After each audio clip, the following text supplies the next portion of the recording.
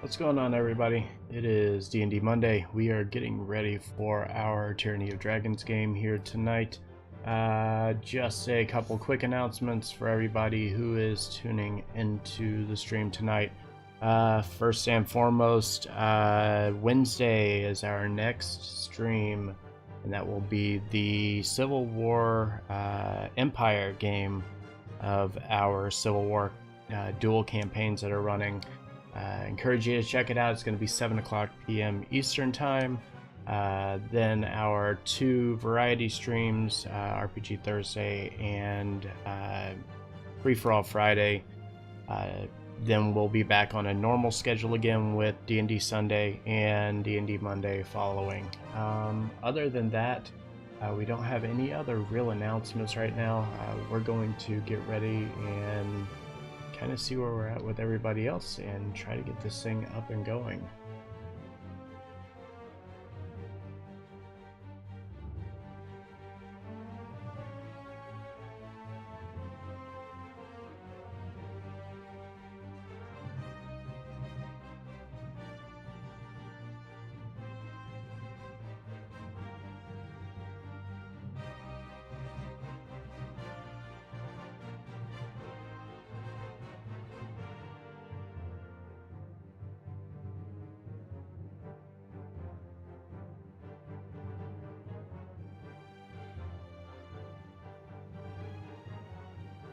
Alright, well, we are waiting on everybody to return.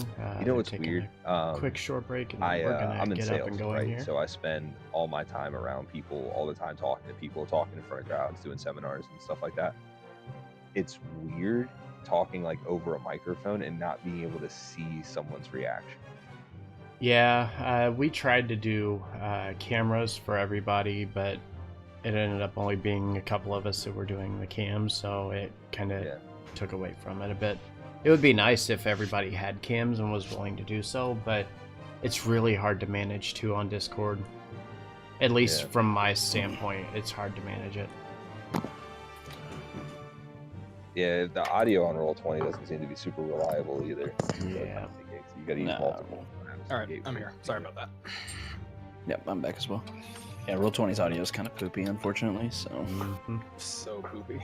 Yeah, I'd like to, the crazy part is, like, I had these, like, ideas about, you know, being, like, overtly, like being a performer and, like, you know, trying to role play it, but I can't bring myself to do it over microphone.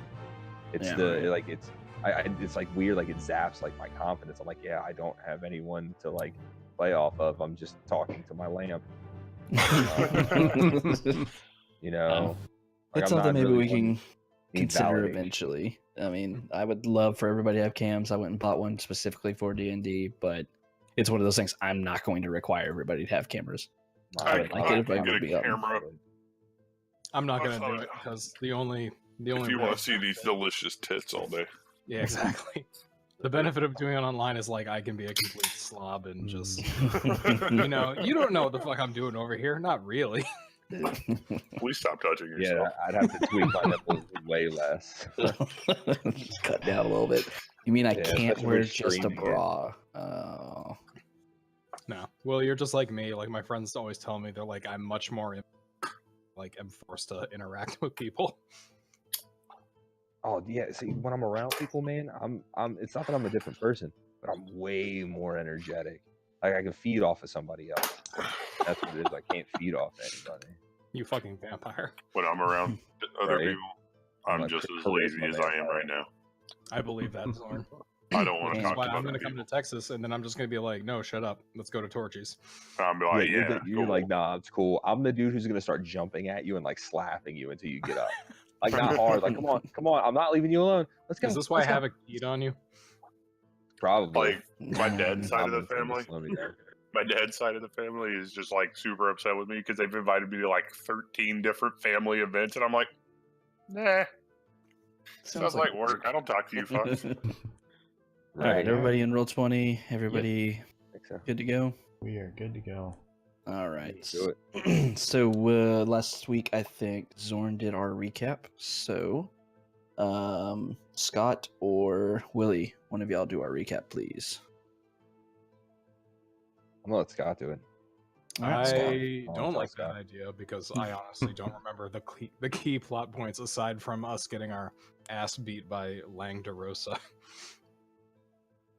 Who's this us you speak of? I was there with you in spirit. My spirit's thoroughly bruised. Yeah, we Ego shattered. I saw nothing. yeah, we went to go save the. I mean, quick recap, right? We went to go save the people of the mill. Right. There, we ran into a sizable force that we barely managed, with which we barely managed to escape with our lives in front of them. We safely escorted the priest and his followers from the church to the keep, where night progressed into dawn. We were confronted by a half dragon and what looked to be like a battalion of kobolds that demanded an honor fight in order to release the remaining survivors, which we were happy to acquiesce. However, Stone Skull got his head almost caved in in what was a very quick and brutal fight. But the half dragon kept his word, released the prisoners, and took himself as well as all remaining forces to the edge of town and out. Man, that's a pretty good recap. The only thing I disagree with is you said we struggled with some Yeah. people over at the church, and I was like, on That my was- notes it says No, mass no. murdered 32 individuals. That We wasn't a went to lay struggle. low for a while. It was the mill. We dropped in there like a hit squad. That was the struggle was over at the mill. church. I skipped right to the church. Yeah, Yeah. the mill. Oh, that slaughterhouse, that fucking meat grinder. Felt bad for them after that fight. Let us remind you a very key point of that fight at the mill. You lined up the bodies on the inside of the frickin' mill along the walls like some fucking savages. Yes, we did. Well, hey, we slayed them like savages. They're just pieces of meat to us. They're not people. Mm-hmm. We're all saw actually. Apparently. Ugh. All right, so you have weathered the storm that was the night in Greenest. You've come to the next day. Stone Skull, after being thoroughly handled by Langdor Drossasai and Wrath, has recovered from his injuries. Actually got a couple of healing potions that were stowed away for an emergency by Governor Nighthill. He figured that one of the saviors of the town almost dying was a valid enough emergency, so he administered those to Stone Skull. So you're feeling nice and rested. All of you have had time throughout the morning hours to rest up, and you feel more experienced, a bit stronger than you did the night before as you were traveling into the town. Let's see. So as you're kind of milling around, surveying along the walls, you were able to see that, kind of described in the night before, it doesn't seem like a majority of the houses were burned down. It actually looks most of them are left untouched, aside from broken in doors and windows and such. But otherwise, they seem to all be standing. There's some remnants of scorching and pillaging throughout the village, with some of the grasslands, and the forest to your south has been partially burned. Town didn't come out unscathed, and obviously a lot of the valuables that were in the town have been taken away. You did learn, you never went back and asked, but you did learn from the prisoner that you captured for the governor. He did eventually spill some of the beans. He let the governor know and his men, more so his men that were doing the interrogation, let him know basically that they were a cult of the dragon. They were in the village simply to take anything valuable. They were under certain orders to not loot anything for themselves. The men were, at least. And they were simply bringing the values back to their camp. You got a basic direction to the south of where the camp resides, but no further information really from that. So let's see. You're kind of milling around once again, keeping to the keep around the governor and the others that you've come to recognize at this point. As you're, like I said, resting up your wounds and such, the governor approaches you once again. He walks up to kind of the one he's talked to the most, being Max. He comes up to you and says, kind of runs his hand through his hair. You see that he still has not showered or really treated his wounds. He's obviously been going since long the night before. He comes up and sits down next to you, Max, and just looks over and says, I would like to know why they did this. Even with the prisoner that we took, we don't know why. They came here for loot. They came here for goods. They came here to slaughter my people. But I don't know why they would do this. Greenus doesn't make enemies. We're a simple merchant town. He looks very confused and somewhat agitated. He looks over at you, says, I know you've done more than enough for this town, and I would not ask anything of you were it not necessary. But I have a proposal, as any kind of good businessman or politician would. I want to know where their camp is. I want to know why they took these things from us. I want to know how many there are. Who are their leaders? What's motivating these attacks? And I want to know where they're going to strike next. And for that, I will offer you, and as well as anybody else who accompanies you and your party, 250 gold pieces each if you can bring back this information for me.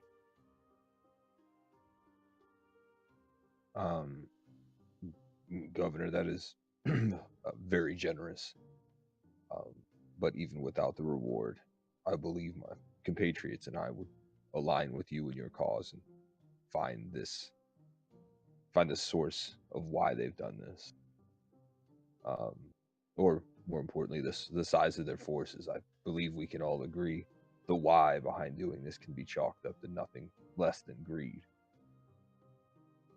Kind of nods and has his hands kind of palm up towards you, and he says, well, it's very valiant of you to offer your services for free. Being the man of honor that I am, I couldn't allow it. Once again, you've done more than enough for the city. You've saved so many lives. You've turned the tide in the middle of the night against these bandits. So I would be more than happy to take out of my personal stores to pay you for this. Greed is obviously something that they were interested in, but it just doesn't add up. It was organized. It was well done. They struck fast and with overwhelming pressure. That doesn't happen with just a group of bandits. There's some kind of leadership here, and I would love to be privy to that information.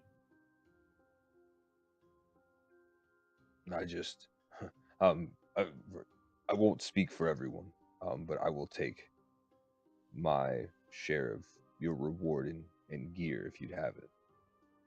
And I kind of turn and look to the rest of the group. If anybody else has any, kind of stepping back and looking back to the group to see if anyone else has anything to put in. Arrows kill cultists and gold buys arrows. Well said. I will set my reward in gold. He kind of thinks about it for a moment when you're mentioning gold or goods. He says, this small town doesn't make much. Our main trade out is foodstuffs. I won't have much to give you in regards to gear. I can give you supplies. Anything you need to make a journey, I should be able to help you out with that. For free, of course. I won't take that away from your duties that you're signing up for. But the gold really is mostly all that I can offer you, and then maybe you can find somewhere larger and better equipped to supply you with gear. And kind of reach out and take his hand, grasp it. Since you seem insistent on repaying me, then I will do you the honor of accepting. He nods and says, thank you, friend.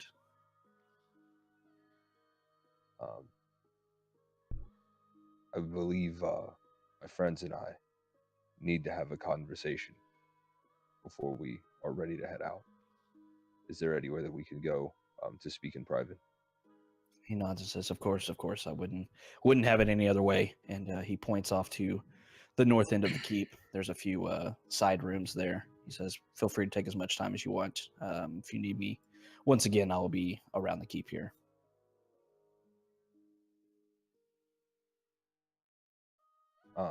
With that, I'm going to kind of, again, like brotherly, put my arm around Steve's neck and shoulder and kind of wrestle him in kind of in a side headlock and start walking that direction.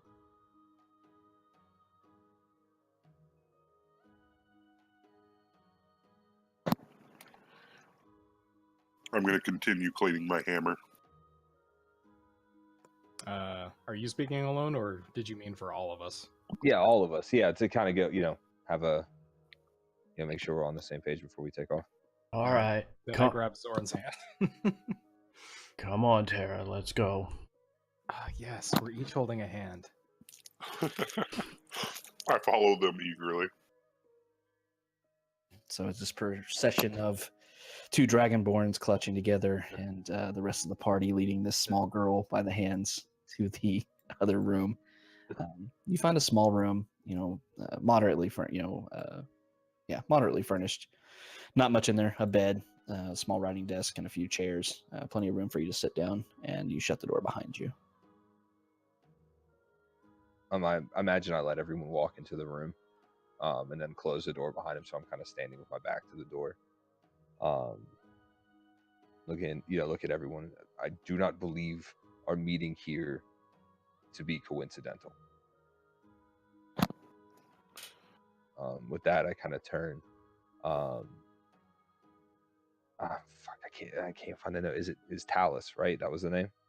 Yeah. I turn and look at Arun. You said a name, Talus, and he knew what you meant, which makes me think that you know him or something about him, which means you didn't come here on accident. But your surprise makes me think you didn't come here on purpose either. Is anyone else drawn here somehow? I'm just hunting dragons. I lost everything. My family, my friends, everyone's dead. I want to repay them for what they took from me. With that, these dragons, these wretches did this to you and your kind? Yes, they took everything from us. Our homeland, all of our possessions, everything is gone. All I have is what's with me now. With that, I come over and kind of clap my hand on the top of your shoulder, kind of like a reassuring gesture, and look to the rest of the room. And you? I kind of look down at the ground and explain. My father, on his deathbed, told me he was working for the Cult of Dragons, and he feared that there was something evil going on behind it all. So on his deathbed, he asked me to come here and investigate the Cult of Dragons. But your father was part of this? He was a smuggler for them. But he had the idea that something was amiss here and wanted you to search the he cult felt like out? it was something sinister. And he was racked by guilt. I wonder if this was it, what your father thought. Clearly there isn't much searching to do when they're everywhere. I agree. If I have to knock a few heads together to figure out what's going on, I will. You mentioned something that your father had gotten for them? He didn't tell me what it was. Only that he was a smuggler.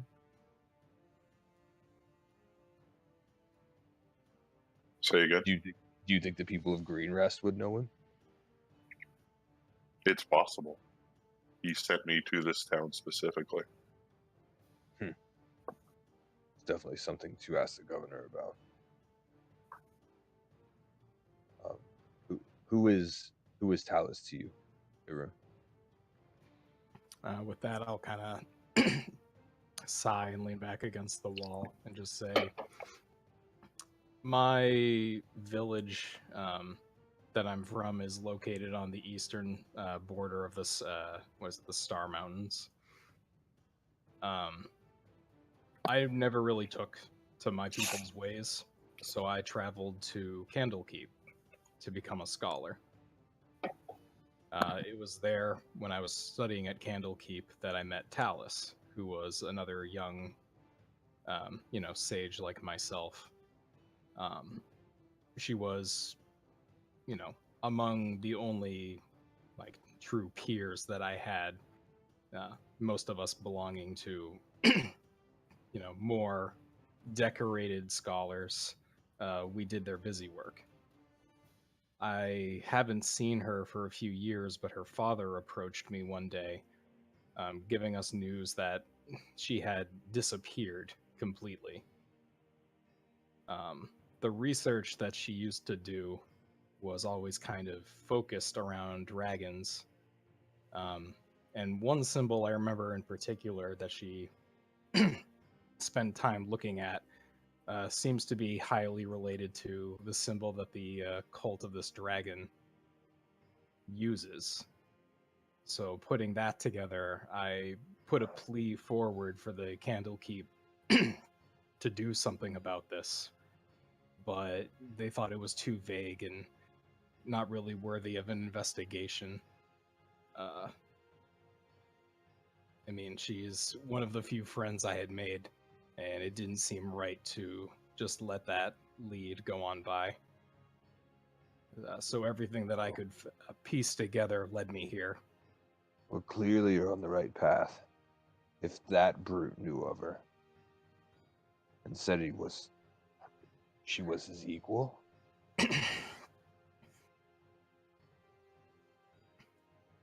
It definitely sounded familial, which I'm not sure what to make of. She was always kind of a driven but a nice person. Well, I mean, she obviously has a thing for dragons. Well, then she came to the right place. Or if she was here at all. To that, I kind of just shrug and say, as far as the rest of that goes, I'm in the dark. And kind of look over at Steve. It's strange to see another one of my kin here. How did you get on this path? My family was a part of the dragon cult until we were betrayed by our rivals. They slaughtered all of my family. They thought I was dead, but they think they don't. They are not aware that I survived. That's why I go by the name Steve. I have 3 names that are, I believe, are connected to deaths of my family. And you said 3 names? Yes, 3 names. Frulam Mondath, the human cultist. There's a half-orc with the name, I believe, of Boglock, and a half-dragon named Resmir.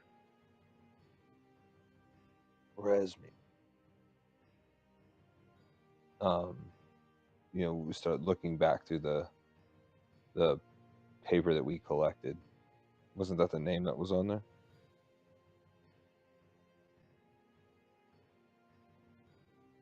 Resmir was the name at the end of one of the notes we found to loot the town. Who is according to what y'all told me? I never saw the name. Question, Havoc. Mm-hmm. Just because checking the metagame level here, is it not known or obvious that dragons build hordes where we are? It is understood, yes. Yeah, it should be pretty obvious. Yeah, it's pretty obvious that dragons, by their nature, as they grow older, they surmount gold and pillage goods and such like that into a horde that they live around and protect in their lairs. Okay. So, if that's understood, then I think I would be interjecting that into the conversation and say, they're a cult of the dragon, and they're under strict orders to pillage all valuables, not for themselves, but to accumulate them. Has anyone actually seen a true dragon lying about? aside from a half dragon and followers that call you fake breeds. No, we definitely saw one last night as we entered town. I've only seen one, and it was the one that destroyed our village. I've never Didn't we seen one. But didn't a dragon come in? Wasn't that torching the town as we first, like when we first arrived in Greenest, right? As on the approach, having? Yeah, that's Yeah. right. I forgot about that. Yeah, Would strafing the town. would that have been the same dragon that I would have seen that attacked my village? One Break second. the campaign. Do it quick. No, just no. Just say no. What dragon? Okay, hold up. Let me look at the notes. I don't think Asking so. all the hard questions. No, it was not.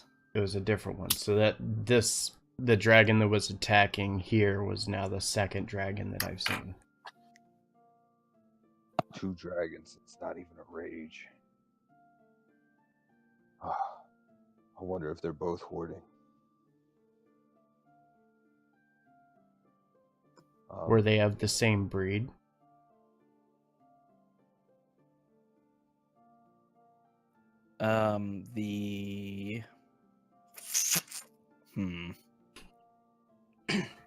Walking a fine line here. Sorry. Like the general color because of what they're spitting. Yeah, the one that held the general color that attacked your village, Stone Skull, bared a white complexion. The dragon that you saw in the dusk as you were approaching Greenest had a very dark blue, kind of midnight blue complexion to it.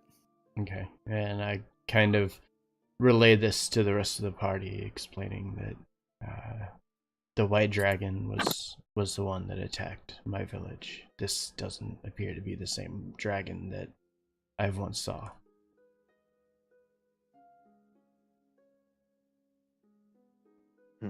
The white and the blue dragon aren't colors that I generally regard as friends. No. I start kind of rubbing my forehead.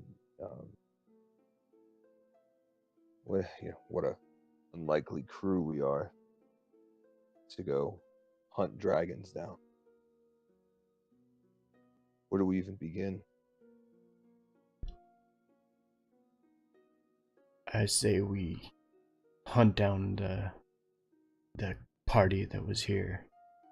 They headed off to the southeast, is that correct?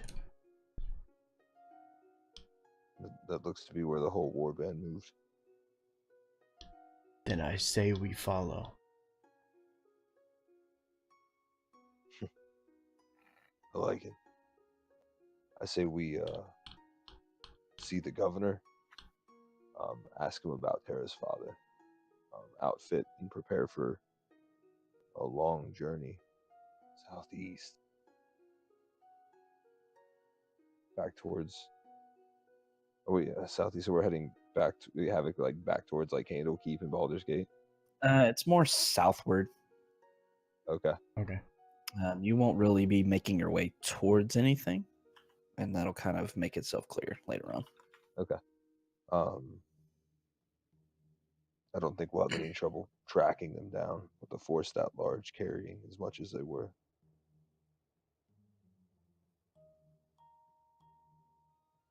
That's actually a good point. Where roughly are we right now? Again, you mentioned it the first time. Here, 1 second. Sword Coast. Oh, that much I can gather. Yeah.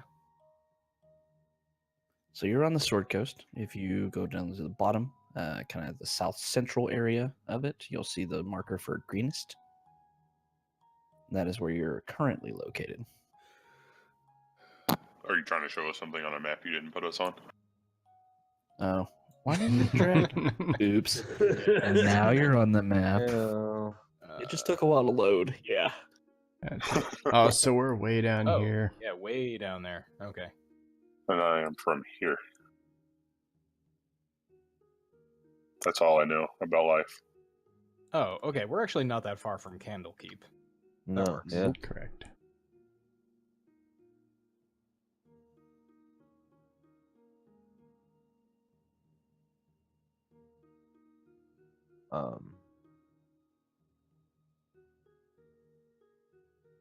Does does anyone need to settle any debts or scores while they're here, or are we all ready to leave?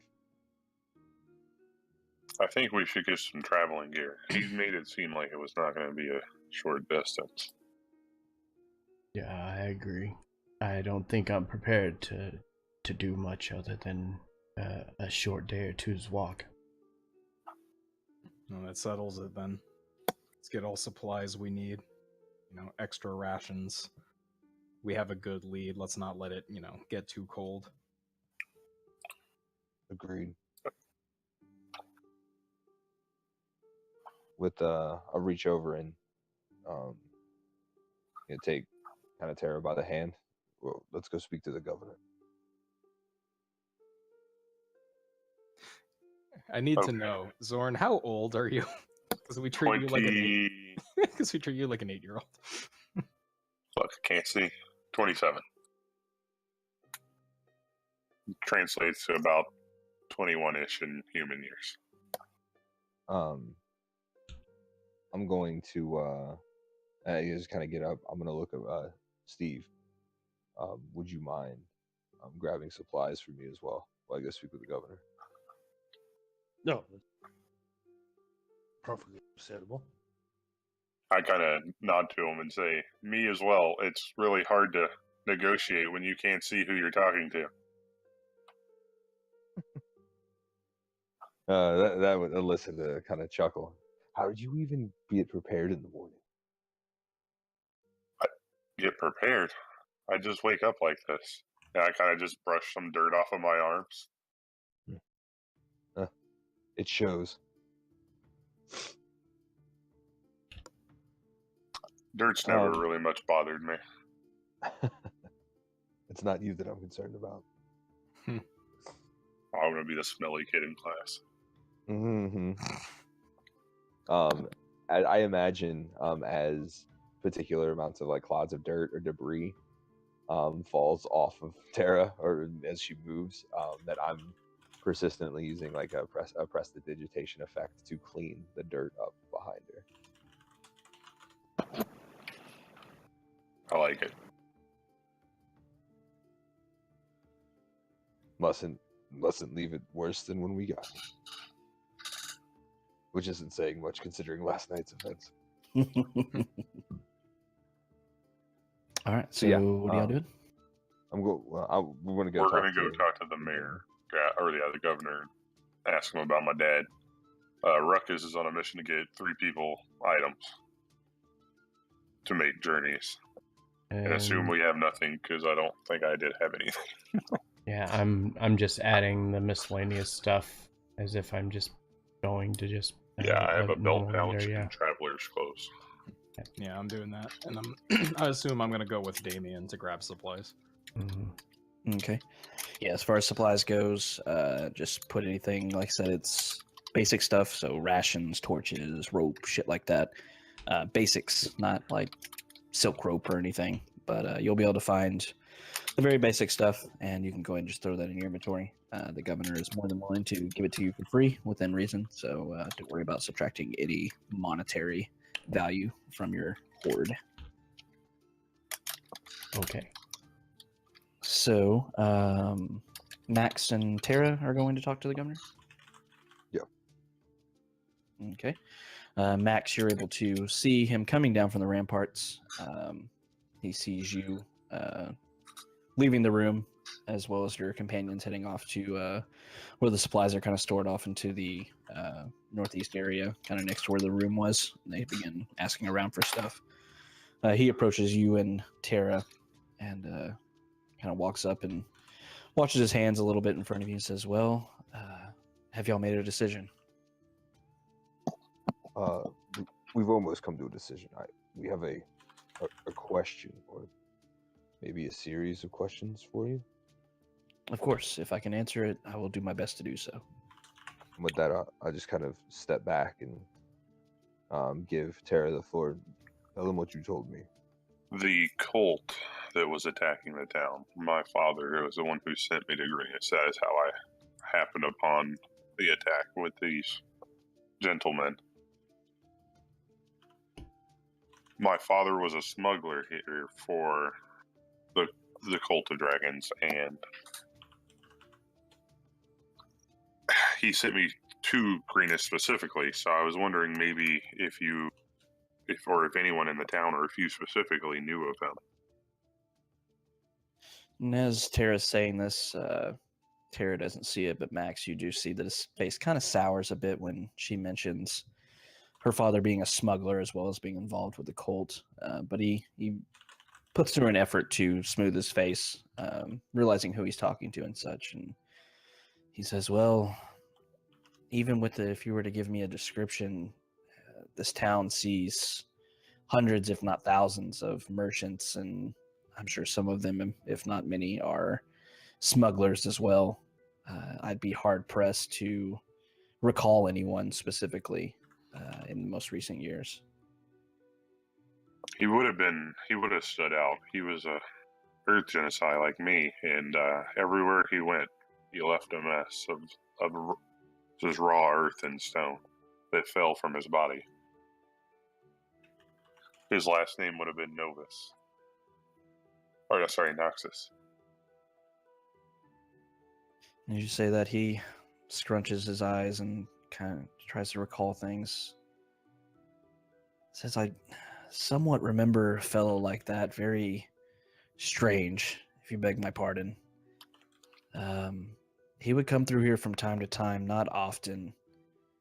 He seemed to always be accompanied by guards, and now that I think about it, they were dressed very similarly to the bandits from the night before.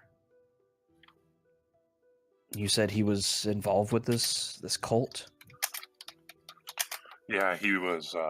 He told me this on his deathbed. He seemed very torn about his time with them, and all he told me was that he was a smuggler and wanted me to come to Greenest to investigate. He kind of sighs. I'm sorry, friend. I don't recall any specifics of anything that he was taking through our city. There was nothing that stood out to me as I checked documents and such for every major merchant that comes through here. But I do believe that he may very well have been involved with them based on the company he kept when I last saw him at least a year back. It wasn't any time recently. I nodded to say thank you. Of course, friend.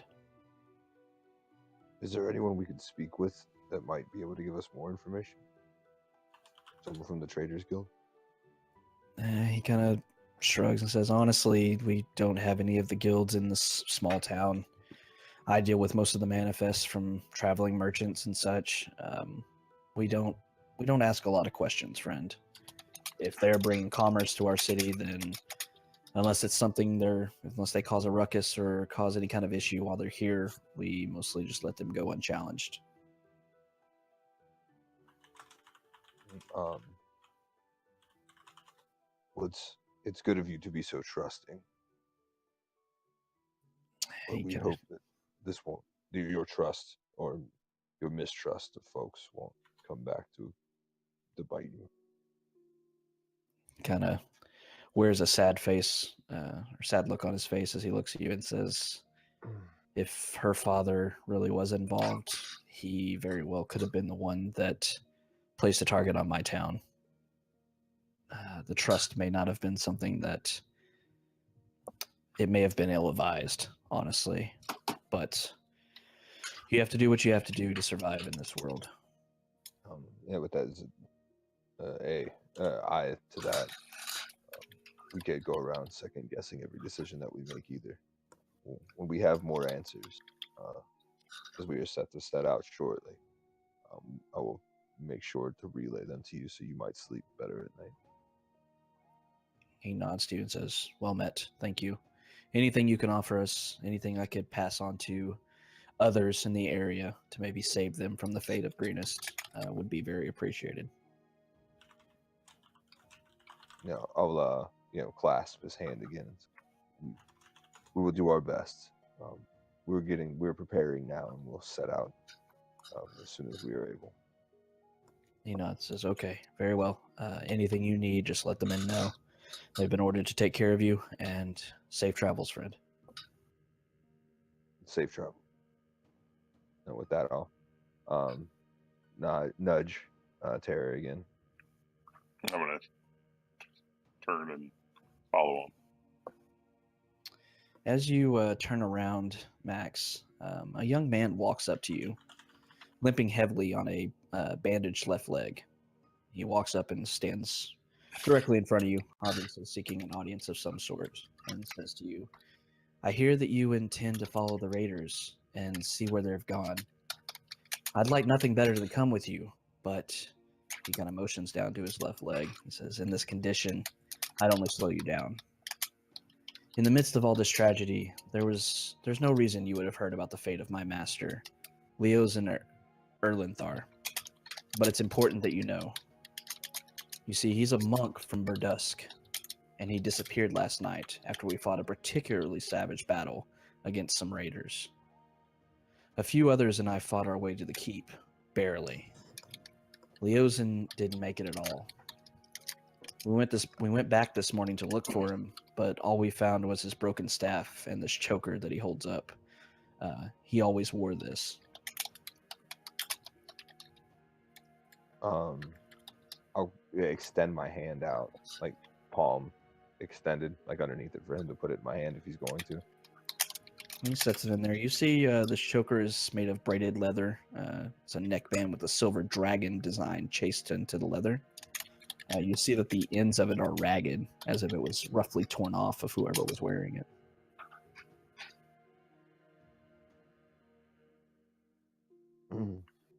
What, as I hold it, son, what makes you think that I will find him? He kind of sighs and leans slightly more heavily on his kind of a walking stick that he had to support his weight. Says, well, Master Leosin has been investigating these raiders for months. I fear that he might have tried to infiltrate their group when they retreated. Or worse, he was captured and carried away as a prisoner. You see, no one understands these bandits better than he does, and his knowledge would be invaluable against them. So if you're going to their camp and when you find it, please look for any sign that Leosin is there. One of my brothers has already departed for Burdusk to bring back help, but it'll be many days before help arrives. Anything you can do before then would be a godsend. With that, I'll not kind of clench it in my fist and move it back towards a pocket. I will keep my eyes out for Master Leosin. Should fate deem our paths to cross. And with that, he does his best to bow to you and says, my name is Nezim Waladra. If you find anything from our master, please let us know. His name is Tongue Spasm? Nezim Waladra. Nezim. Right, tongue spasm. Perfect. Did we ask what That's is this guy? the master's name or the guy's name? What does this guy look like? Master. That's the master. That's the guy you were talking to. These guys love their vowels.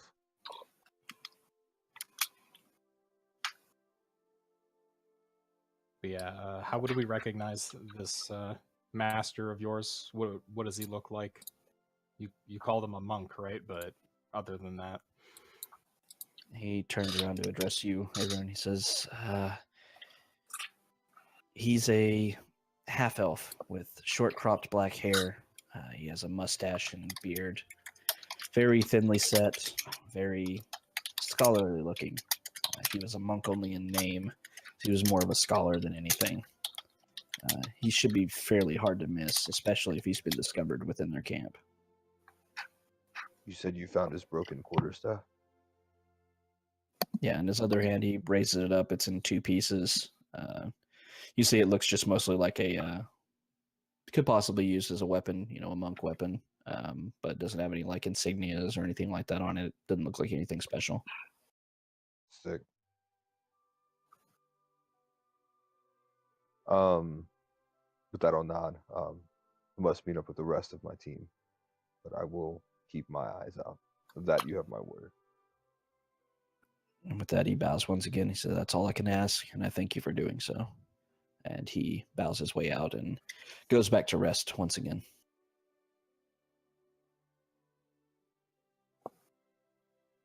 Can I make I want to make a request of him, in case I missed it. Can we have the choker? Yeah, I do. I have it. Oh, Yeah, okay, great. Yeah, he gave it up very willingly.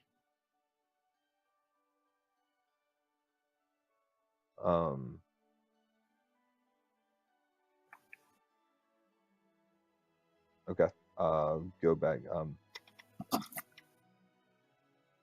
So you get back towards the rest of the group, and as I imagine Steve has the supplies that I wanted, divvied up, and as we start packing things up, adjusting the weight of everything. Is everyone prepared? Do you have everything that you need for a few days? Did you get all my items? Yes. I'm just going to take the backpack from him. I'm prepared to join you when you are. Yep, I'm all set. Yeah. So, I think with that we will start making haste and trying to pick up the trail of the warband, the raiding party. Alrighty. So, as you head out the south gates of Greenus, or the south entrance, there's not really gates. You see this entire area is kind of covered in grasslands. And as you kind of exit, you see a very wide swath of this grassland has been trampled down. It seems fairly obvious that this was done by the war party, and they are actually leaving a very easy to follow path for you.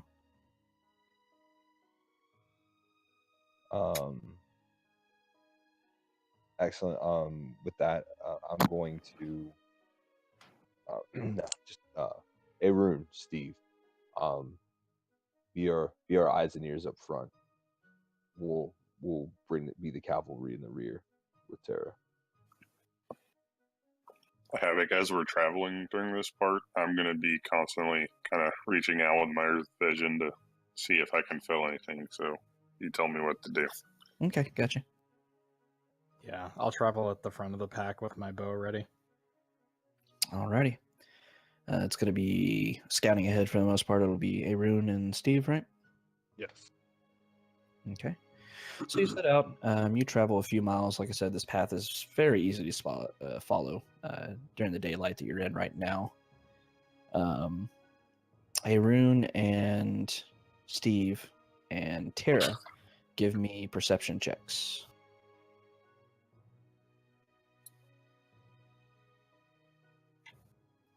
The only one to really notice this is Arun. As you're kind of looking at the depressions of the footprints as you go across some more dirty areas, kind of muddy areas, you see that it appears that there were tracks going both ways. It seems like the raiding party used this pathway to not only retreat from Greenus, but also to approach. Okay.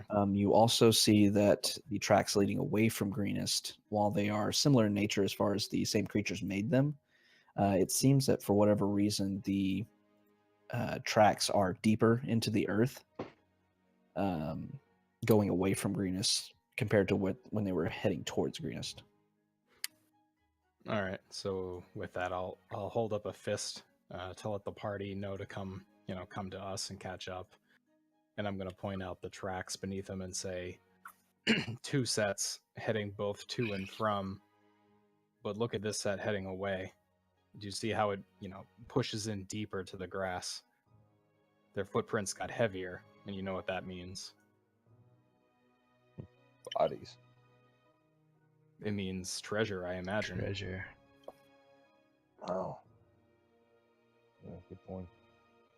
Must have been carrying quite a bit. And you kind of turn and look my head back and forth. That's quite a distance to carry it on foot.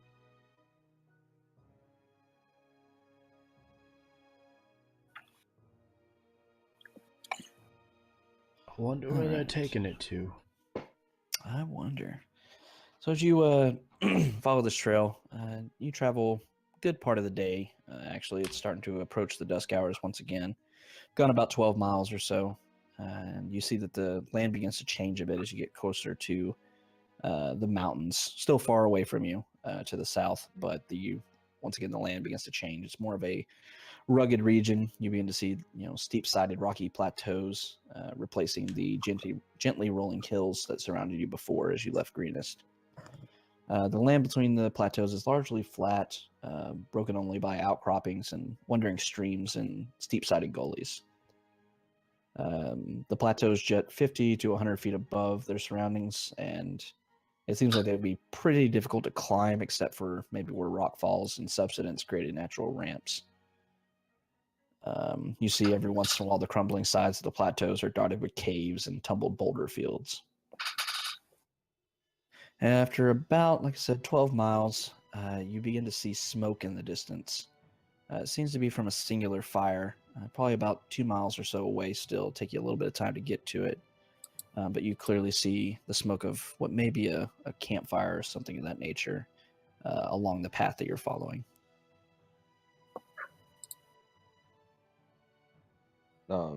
We all see that? Except for Tara, yes. With that, kind of mentioned smoke. Steve Everin, we won't be far behind. Just kind of nod forward. All right, so I nod to that, and well, how far away do you think we are? I'd say about 2 miles or so. Okay, yeah. So we'll let's push up closer to their camp. Every large party has to make camp, and it's hard to keep that many surprised. But I'm a little bit nervous. Keep an eye on those caves that we've been passing. Will do. And then, yeah, I mean, we should push up until we're like, I don't know, like a third of a mile away, and then start getting stealthy. Okay. So what's going on, chat? How's everybody doing tonight? So as you start to get closer to the fire, Thank you for being the here. smoke at least. Appreciate you. See, it's a little bit more wooded in the area, but most of it's kind of bushes and shrubs, things of that nature. Nothing really tall here due to the barrenness and rockiness of the landscape around you. As you get close to where you can definitely tell where the origination of this fire is, you see what appears to be kind of where some boulders fell into a large grouping, and you see several figures kind of within the boulders. Doesn't really offer them much protection, but seems to be blocking most of their vision for anybody approaching. Can I see how many they are and what they appear to be? You can. Give me 1 second.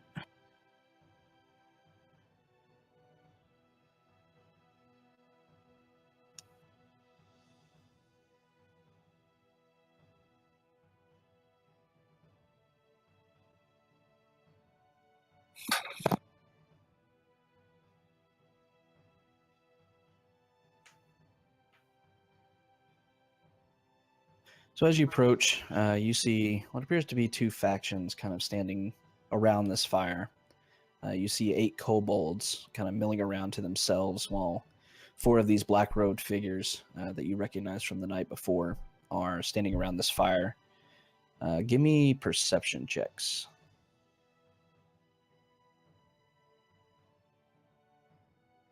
Nice. First All right. roll of the game. Okay. All right, that'll be enough to get most of the information. Arun, you see that and hear that the humans among this group seem to be arguing and squabbling over how to cook what appears to be a hen that they captured, and are cooking over the fire, as well as complaining about the uselessness of kobolds that they have as allies.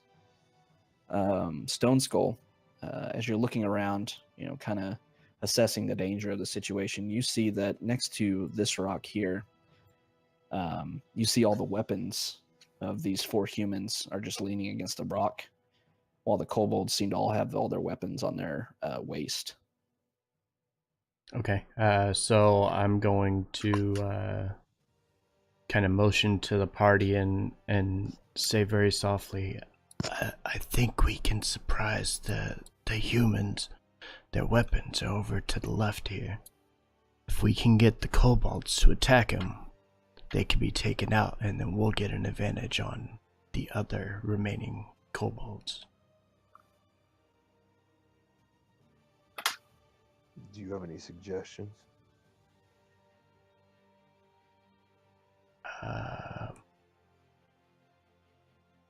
With that, he's kind of stuck because while he can recognize battle tactics, he can't come up with an actual battle plan for it.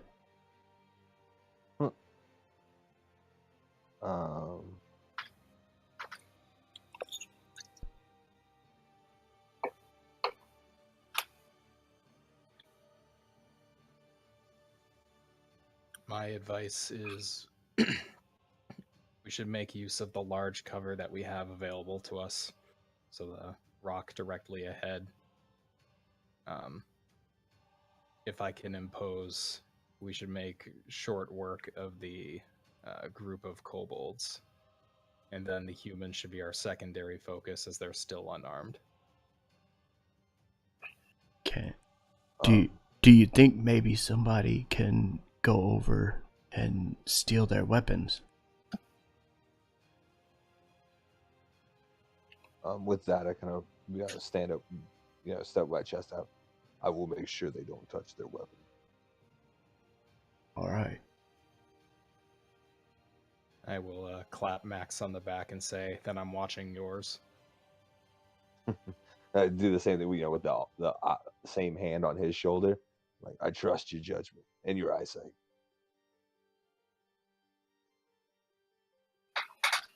All right. What's the plan? What do y'all want to do? Oh, wait. I've got a witty retort. I'm going to say, careful. I have a kind of a response to people sticking their neck out for me. Well, you haven't heard mine yet. Let's keep it that way. So I believe the plan is the party is going to use the rock for cover and then come around and dispatch the kobolds first. And then we have a secondary plan against the humans. Yeah, I want to make my way, down and around the back of this, at a safe enough distance to, not be spotted or potentially not be spotted. Mm-hmm. And I want to end up behind this rock here. Can I fit in between these two? Yeah. Okay. So that will be my goal then, is to step through here and cut them off. Step through those and cut them off before they have the opportunity to get to their weapons. When the trap is sprung. We should let me be bait again. So, no, we didn't discuss it. Yeah. No bait. We don't need to put you in harm's way if we don't have to. Oh no, I'll be fine. I have a plan. No. So I'm going to, I guess, go silent and stealth around the back side of this rock here.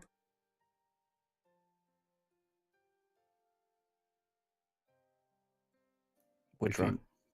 Back over here. Yeah, as you're kind of, like I said, looking at these guys, they are not paying attention to anything around them. Okay. You'll be able to maneuver how you want to. They don't care about checking their surroundings or anything for some reason. Okay. All right. I want to slink up the backside of that rock then and try to just get around top. I mean, from my perspective, it looks like the top of it is somewhere around this area. Yeah, right around there. I want to get just to the backside of it and stay really low until we spring our trap. Okay. I'm gonna move over here behind this rock. And being the taller individual, I'm going to try to make it so I can. How tall are the rocks? The one you're next to is about 15 feet tall. It's pretty large. It's a large boulder. Okay. I'm gonna. Territory for you. I'm gonna hold my hand out to my right side so Steve can see, and kind of give a signal as to say wait, and then hope that he's going to relay the message to the rest.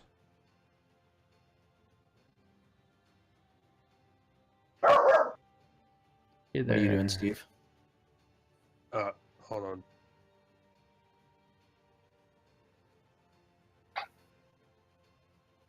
I'm gonna relay Stone Skull's halt message to the room and Max, if he could see me.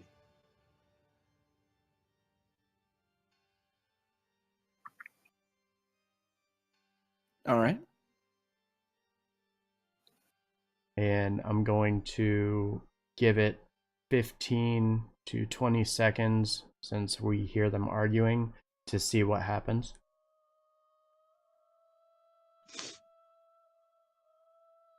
Okay.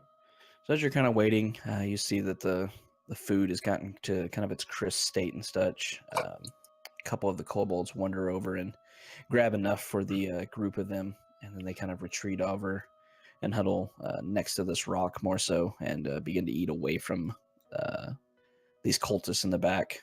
The others kind of move up to eat as well, and they sit around. They seem to be almost bullying these cultists, just slandering them as much as possible, saying how useless they are. And they seem content to stay over on their side, kind of talking amongst themselves. Okay, and as they Divide and conquer. Yeah, as they sit down to eat, and I see they're all a little bit distracted, I'm gonna give the motion for us to charge in. All right, and with that, everybody roll for initiative.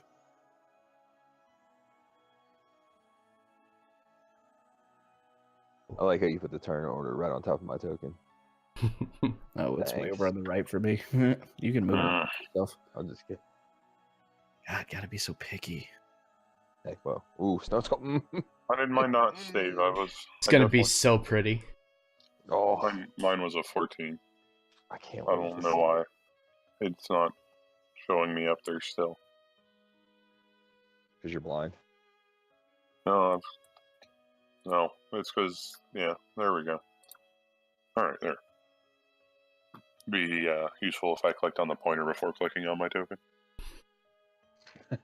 Yeah, that'll help. It really does help. Mm-hmm. All right, I think I got everybody.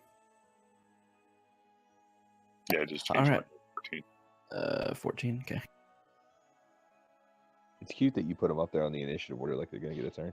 I mean, I'm just preparing. I'm trying to be prepared. All right.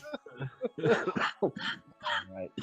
So, since you are attacking and they have no idea they're there, you will get a round of surprise. So, Stone Skull, you are first. Excellent. All right, so with that, we're immediately going to jump right into the fray and just start going to town on these kobolds with the great sword. 10 to hit. Unfortunately, a 10 is not going to connect. Okay. Then I guess that's all I'm going to do, because All right. that kind of ruins it. All right. All right. So as you Yeah. charge in, you're kind of after traveling all day, your bloodlust was somewhat high, and in the frenzy of running forward, your swing goes wide. Unfortunately, Damn it. He didn't take his backpack off is what happened. Yep, that was it. Gotta do it. That extra weight, man. You're carrying supplies now. It just threw you off balance. Yep. Missed a little bit. All right, Tara. Alright, I'm going to step out from behind my rock. Take Oh aim wait, at- sorry. No, Wait, hold up. that's Hold not up. Hold the up. Hold right up. Hold up. thing. Max's short name threw me off. No, I'm good. Wait, where is Max? Yeah, you are in Behind the rock. front of me. You are in front of me. Yeah, Max is right here at 15. So yeah, Max is next. Sorry, That should be a 1. that's my bad. I think. Max, you're up first. I have a question. If I Yes, it's a 1. the grenade effect for the flask of oil is how many feet for the radius? Do you know? It only cover about 5 feet. As a grenade?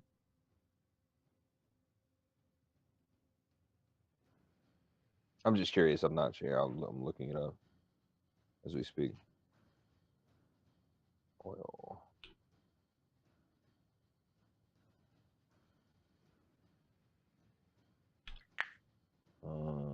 Yeah, 5 foot square.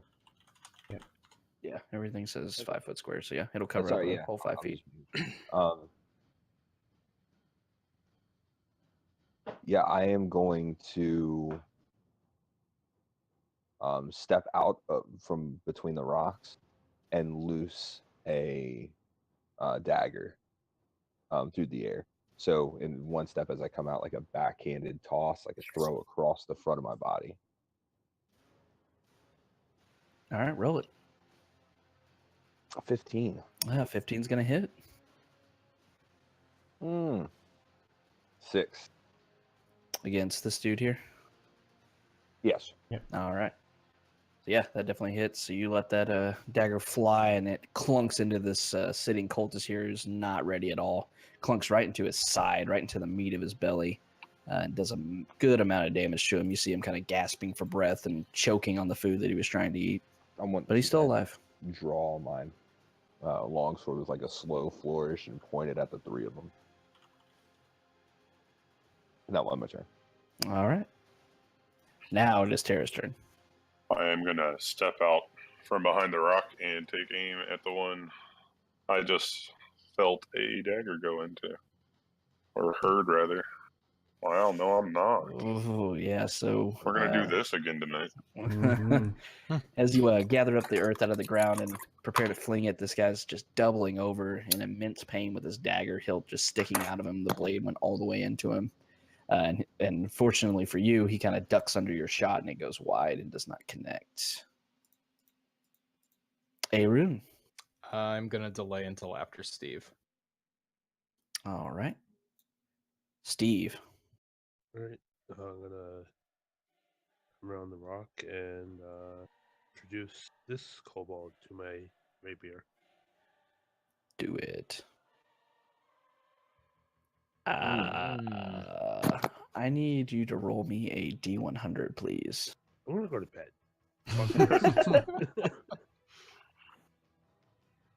Surprise Only got round and another ability that hurt a whole bunch of people at once in a large area. surprise round and everybody misses. Well, almost everybody.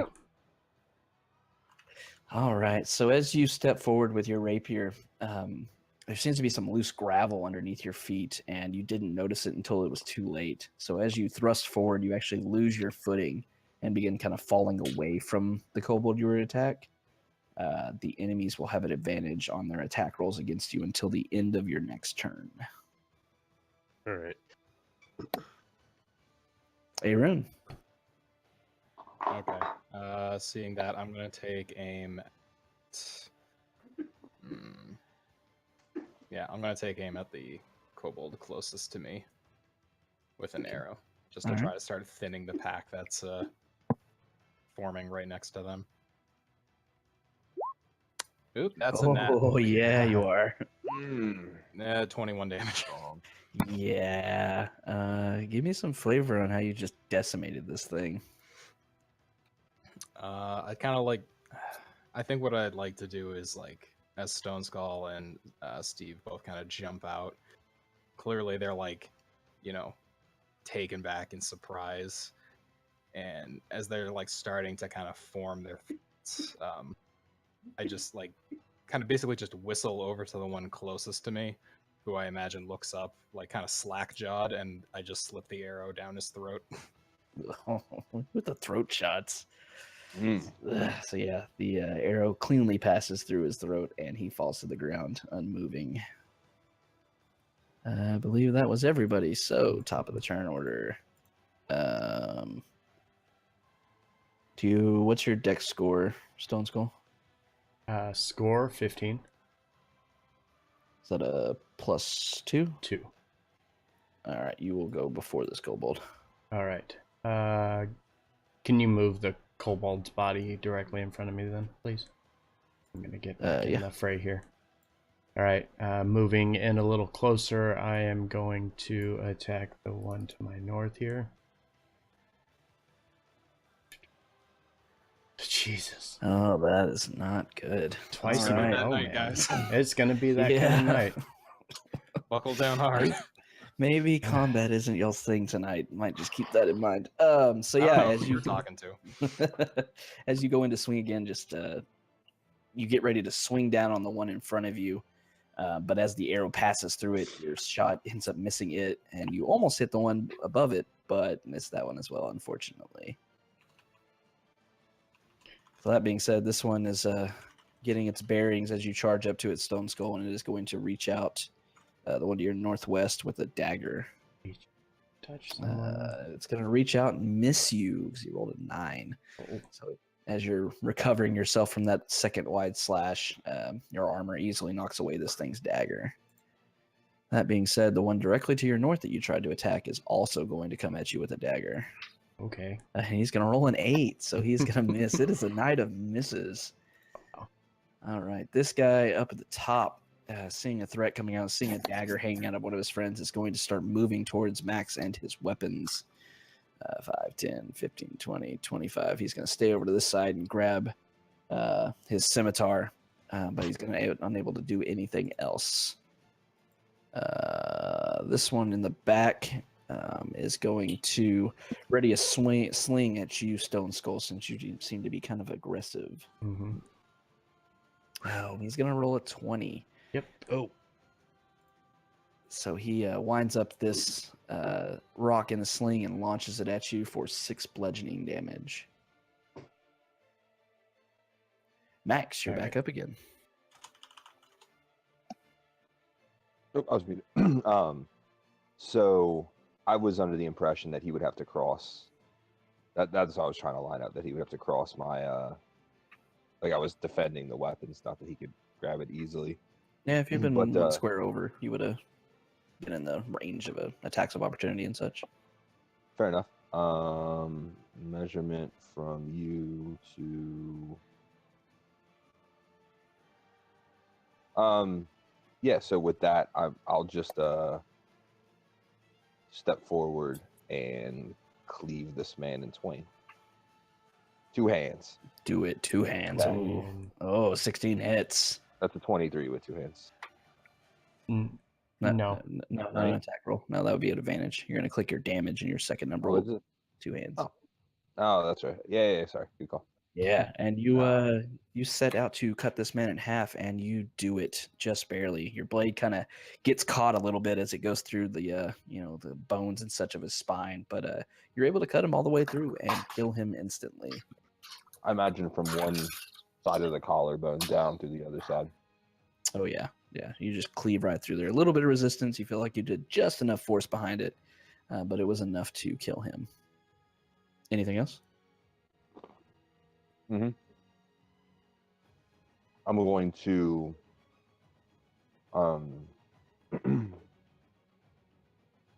chew loudly.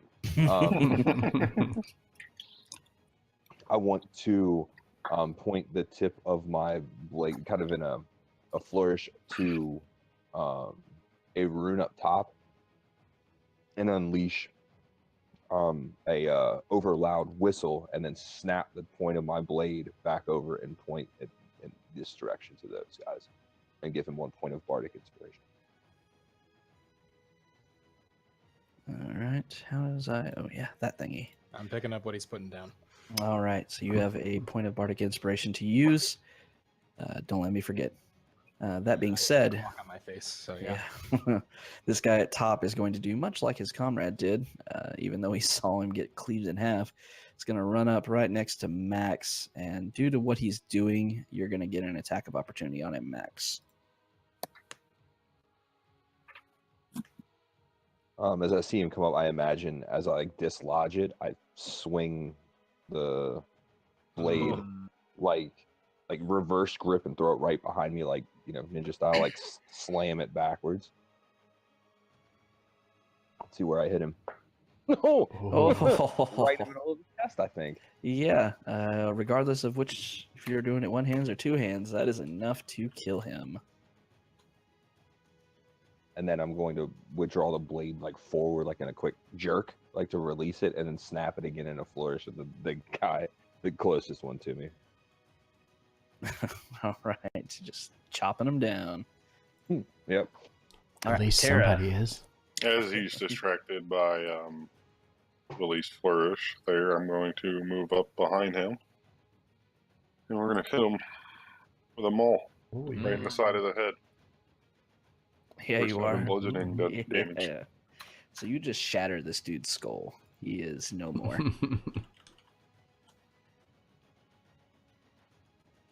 All right, back to the other dudes. That guy's dead, actually, so no, we're not him. All right, this one in the back, though, seeing Steve moving up and kind of failing with a rapier. Unfortunately, he is going to move forward, and he's going to get advantage on his attack with a dagger on you.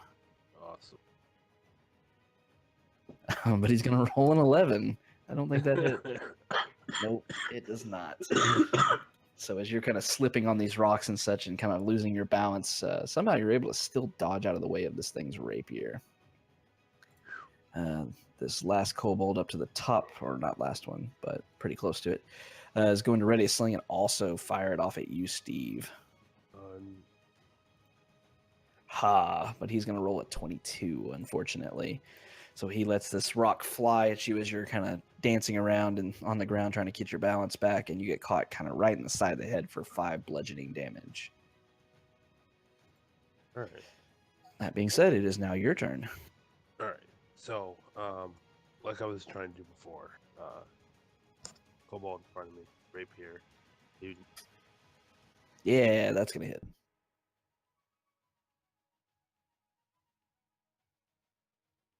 Oh, yeah. So yeah, you just eviscerate this guy this time, now that you're kind of feeling a little bit awkward about your previous attack, and you reach in and just stab it right through his guts, tug some of them out with your rapier as you pull it out, and he is super dead. Anything else? I'm going to use my bonus action to disengage. Can you do that already? No. Yeah, cunning action, second level. Ooh, damn, you get freaking cunning action early. Shit. Yeah. All right. So yeah, disengage. And so it begins.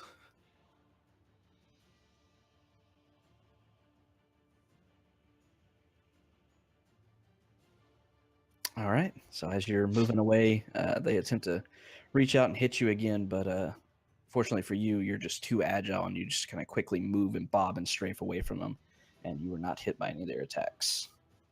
Hey, Rune. All right. So as I kind of get the inspiration from Max, I imagine I kind of like pan the scene. I see Tara sneaking up on a guy and just bludgeoning him into the ground, and kind of just like, shrug a bit, because that was the guy he pointed at, and so I just kind of scan over the next one, let loose the arrow I had prepared. All right. 24. You mean like knock it back? Like you're gonna hit him and like just shift. Pow. Yeah, just turn at the hips about 13 degrees and let loose. I'm gonna make a bold assumption that you're not going to use your bardic inspiration. No. 6 damage. All right. So you let that arrow fly, and it meets home solidly right into this dude's chest, dealing a good amount of damage to him. Much like the other one, he coughs up blood as he's beginning to stand to run to try to retrieve his weapons. But he is still standing.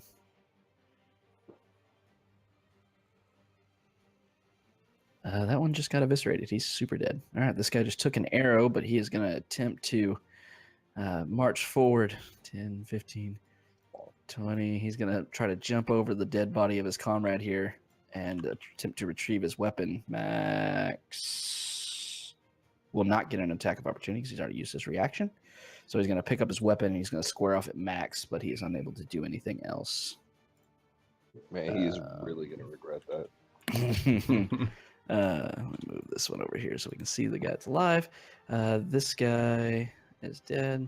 This guy is not, though. He is going to step away a little bit from the groove, kind of seeing the cultists around him following.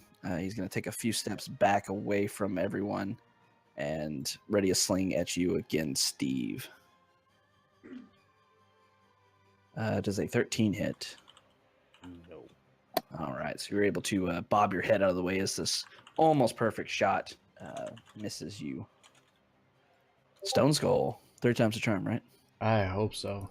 Let's do this thing. He is now getting completely frustrated. He wants to see these kobolds dead, so he's going for the one to his north. Yeah, he's gonna hit him. Yeah. Oh God! And then God. and then as the sword leaves the chest of that one, I'm going to use action surge and going to hit the one to my northwest as well. But going to miss. Pressing my luck. Unfortunately, your second one is going to miss wide, but you completely just cleaved into this thing, and your giant greatsword just sticks out of the back, and you kind of lift it off the ground for a second before you yank it off of it and attempt to slash it over there. But the that kobold that you were aiming for was clearly frightened by that and just kind of dodged out of the way in pure fear. And that's my turn. All right, that one, once again, being very afraid of you, is going to try to attempt to get away from you. Stone Skull, you will get an attack of opportunity on it. Oh yeah. Oh yeah. Oh, Oh yeah. Oh, yeah.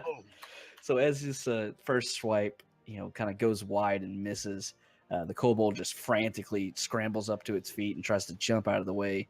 And expertly, as it's kind of horizontal in the air trying to escape from you, you just bring it down and cleave it in twain. Nice. Ugh. All right, so that's dead. That's dead. That's dead. That's alive. This guy's doesn't want anything to do with y'all. He's going to take a step back, and as he's retreating, he's going to launch a sling at you, Stone Skull. Okay. Ooh, he rolled a 23. Yep, that hits. So as you're bringing your sword down, this one running away, and just with a kind of an afterthought as he's clearly trying to flee, he lets off a very light damaging blow, only doing 3 bludgeoning damage to you. All right. Max, you are up. I'm going to. I imagine I still kind of. No, I flipped the blade around. So as I kind of pointed, he came up around me. I'm going to, again, kind of baseball swing, but at the extent, like at the very tip, to take like head clean off the shoulders, like at shoulder height. Okay. So you kind of misjudge your swing there just ever so slightly. You almost nick him. You actually see a little bit of blood drawn from the very tip of your sword, but it is not enough to do any substantial damage to him. And he is readying his weapons and does not look happy with you right now. Okay. Yeah, and my turn is complete. All right, Tara.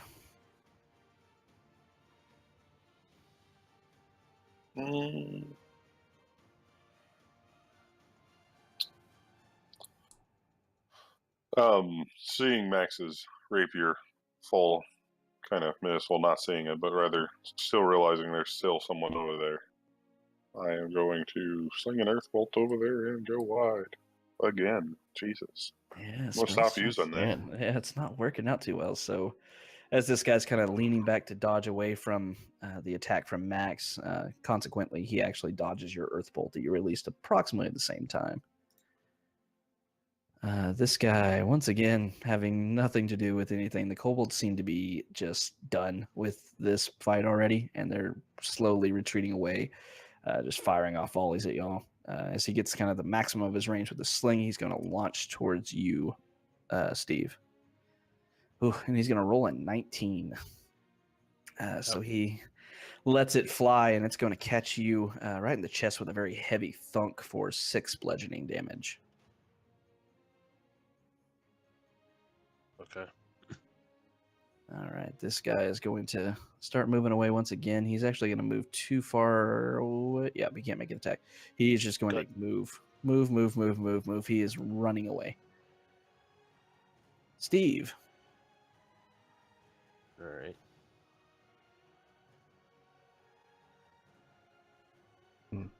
Hello, friend. Hi.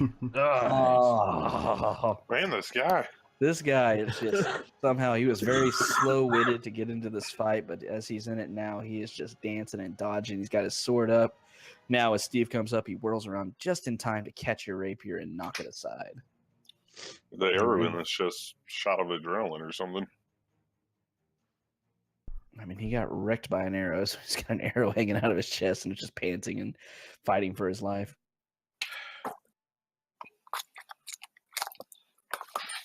That being said, it is Arun's turn. Yeah, I'm definitely watching the guy start to leave the battlefield, and I imagine at this point I'm just like whispering under my breath, "Don't run." You'll just die tired. And I'll use my bardic inspiration on that. Okay. Come on, big money. That's what, 1d6? D6, yeah. Oh, Yes. yeah. A 16 will hit. 12 Money in the damage. bank. Yeah. Felt particularly inspired. So as you take the shot, you initially feel yourself letting go of the arrow slightly early compared to how you were kind of strafing the shot, trying to lead the target as this kobold is running away. But at the very last second, you feel yourself hesitate just long enough to aim correctly, and your shot hits him right in the back of the head. He is dead. Nice. Yeah, and I'm going to go ahead and use my action surge. Okay. And to just whittle away at the next one that's closest to leaving. Okay. That's another 10. Yeah, and unfortunately you don't have any inspiration this time, so that shot is going to go wide. All right. All right. The man who will survive is surrounded on both sides. He is going to parry the shot from Steve and then turn around towards Max with kind of a backswing with his scimitar and try to hit you with it. It's the first attack these guys got off. And it's going to be a 6, so he is going to miss the lowest AC character, and he can't even hit it. So as he's kind of twirling be careful around. with the weakest thing. I heard you correct yourself. It was lowest, not weakest. Yeah, So yeah, he brings it around, and you have ample opportunity to bring up your own sword to block this attack easily. Imagine I do like a fancy one-handed, like smacking his blade down as it comes across. You know what I mean? Like kinda a quick flick of the wrist, yeah, pow, and smack it down. Well, kind of like a parry with a rapier, but it's a big ass long sword. So just I can move it around like it's light, but it hits his blade like a hammer. Just looks down at his hands, looks down at the arrow hanging out of his chest. He doesn't know how he's still alive. He's panting heavily. He's not happy about his life choices right now. That being said, this guy is going to do much like the one before, 5, 10, 15, 20, 25, 30. He's going to run away. Stone Skull. Seeing the kobolds fleeing, Stone Skull's gonna shout out, "Hey, where you going? The fun's just getting started." And he's going to hit him with the great sword. Yeah, he is. The one to the north, please. Okay. For 7 damage. Yeah, you're just going to cleave right through his head. Awesome. And then for my bonus... Yeah, for my bonus, I'm going to use second wind. So yeah, you can go ahead and move to the next person. Alrighty. He's dead. So, Max. As I parry it down, I imagine that I'm going to like lean my shoulder in to push him back and off balance, and as he's off balance, drive the tip of my wings. Oh no! Oh no! Oh, I shouldn't have so much flourish. Yeah, too much flourish. I need a D100 out of you, please. Do I have to? Yes. Do I have to? I just figured out. Oh, hey, we know what that one does. So, as you dragon one, somehow, you also lose your footing as you're flourishing around. Just put a little bit too much flavor on it, unfortunately, and any targets or any attackers will have advantage on attack rolls against you until your next turn. That is super unfortunate for them because I don't think it's gonna make it there again. Terra. If I have my way, he won't. Feeling this one moving out of my distance, I move up behind him. And I double crit fail. Man. Oh, I almost want him to, but I don't think I will. I won't do that. I won't punish y'all that hard for it. It fails. Jesus. No, I mean, if we're gonna do this, let's do You don't this. see 2 -1s. Remember, we gotta be fair here. All right, y'all called for it. Remember, you wanted this. So 78 and a 62. So, They're not in the 90s, so I'm all right. 62. I don't think it works the way you think it works.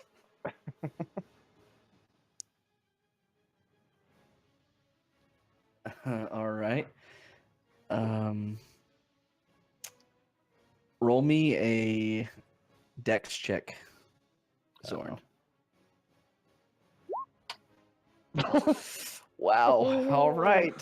So, as you lunge forward, you actually lunge way past this kobold, and it turns around in time to see you, and it brings a dagger up to attempt to stab you with it, with its reaction. Oh. And it's gonna roll a 20. Yes, So that hits. as you lunge forward, just completely missing this thing, he brings a dagger easily up into your chest and deals 6 piercing damage to you. As this dagger enters into your skin, the pain just is almost too much. You lose the grip of your weapon, and it clatters to the ground on the other side of this kobold.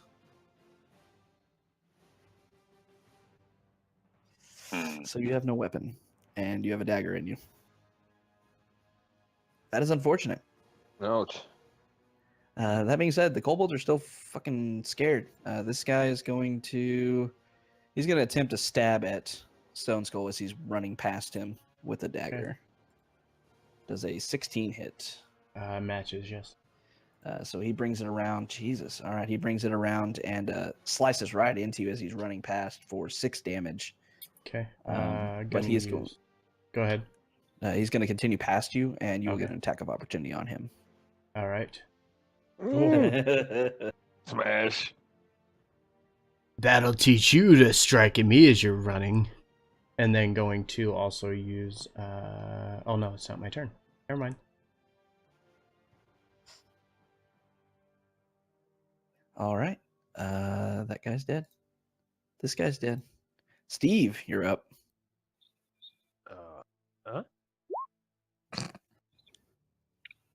Everyone's dead. It's your turn.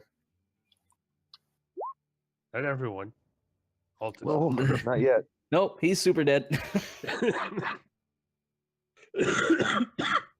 So after just amazing display, like, you and Max were kind of awe-inspired by how much he was able to parry and survive fighting 2-on-1. But you're able to quickly, as he's attacking Max, stab your rapier right into his back, and you somehow find his heart and kill him almost instantly. Arun. All right, and I'm going to do my best to cover Tara as I see her drop weapon. So I'm just gonna put my arrow straight towards that one remaining cope. 25. Oh yeah. It's not 10. 5. Womp. Way up there. Wah, wah, wah. So you let the arrow fly, and it doesn't seem to have as much force as what you're used to, so you don't feel like you're going to do enough damage, but it is actually just enough to hit this thing in the back as it's recovering from stabbing Tara, and it falls to the ground with the arrow protruding out of its chest, unmoving. Feeling its body hit the ground, I'm going to pull the dagger out of my chest and just drive it into its skull, and then pick up my maul here. Nasty. Just insult to injury there. I imagine as Steve stabbed that guy in the back, like, I was slipping, he fell into my chest and grabbed him and just kind of discarded him real fast off onto the ground. Not quite sure what happened. Back behind you. Oh. Get rid of this.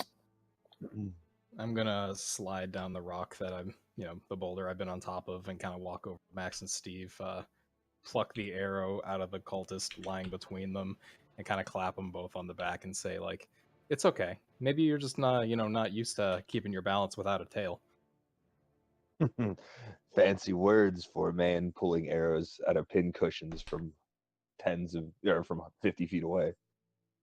You say that like it's a bad thing. Not at all. I am not unhappy to have your talent.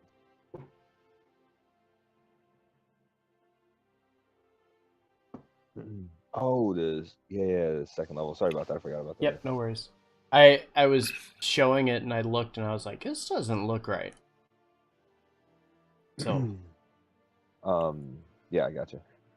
I am actually going to use mold earth Havoc, I'm going to kind of walk around to these kobolds and use mold earth to kind of move the 5 foot cubic feet of dirt and then drop them in it and pile it back on top of them to get rid of these bodies. Just gonna bury them all real quick. All of them. Just make a mass grave. Oh, be a bunch of individual graves. Yeah. Which is actually kind of nice of you. But Problem solved. you know, I move up to before, as you're getting to the humans, I want to make sure, you know, we're searching them down. Is it the same kind of equipment and gear? I mean, exactly like we saw before. Let's see. On the cultists, you find a total of 28 silver pieces among them. But you also see, like I said, the very cheap, you know, poorly made scimitars that they all wield, as well as the cheap leather armor that they're wearing. But nothing else of value really makes itself prominent. You know, as I'm kind of searching, I look over to Steve and sees, you know, kind of, he's been winged. Do you need assistance, brother? Is that wound okay? I could use a little bit.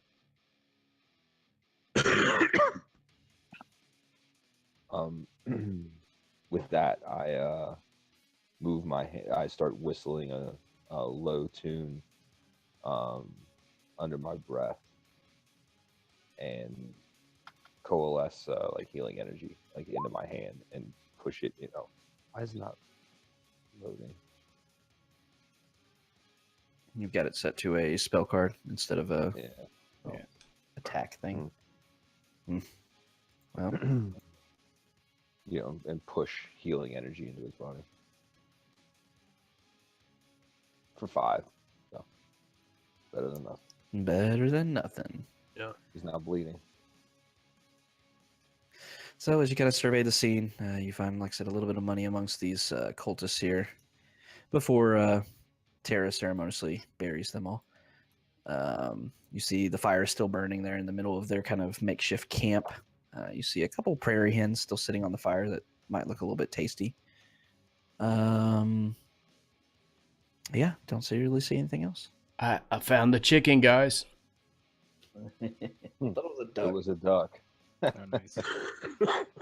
Wait, never mind. That works too. Totally use like one of the irredeemable arrows to like skewer some of it and just kind of hand out kebabs. Nice. So did we come off the beaten path? You're about 150 or so feet off of what you were following. Kind of the depressions in the ground, the obvious footsteps and such. But you're not very far. It seems like they kind of probably were some stragglers of some sort and were hanging behind and decided, hey, screw it. We're not going to make it all the way before night. Let's just camp up. With that, I'll kind of put my hands together like in a cone over my mouth and kind of do another like small whistle that changes into like almost like a trumpet note and blows the fire out. And Tyranny said, I think we should continue. Best not let the rest of the trail get cold. If we found this group, then it stands to reason they're more close by.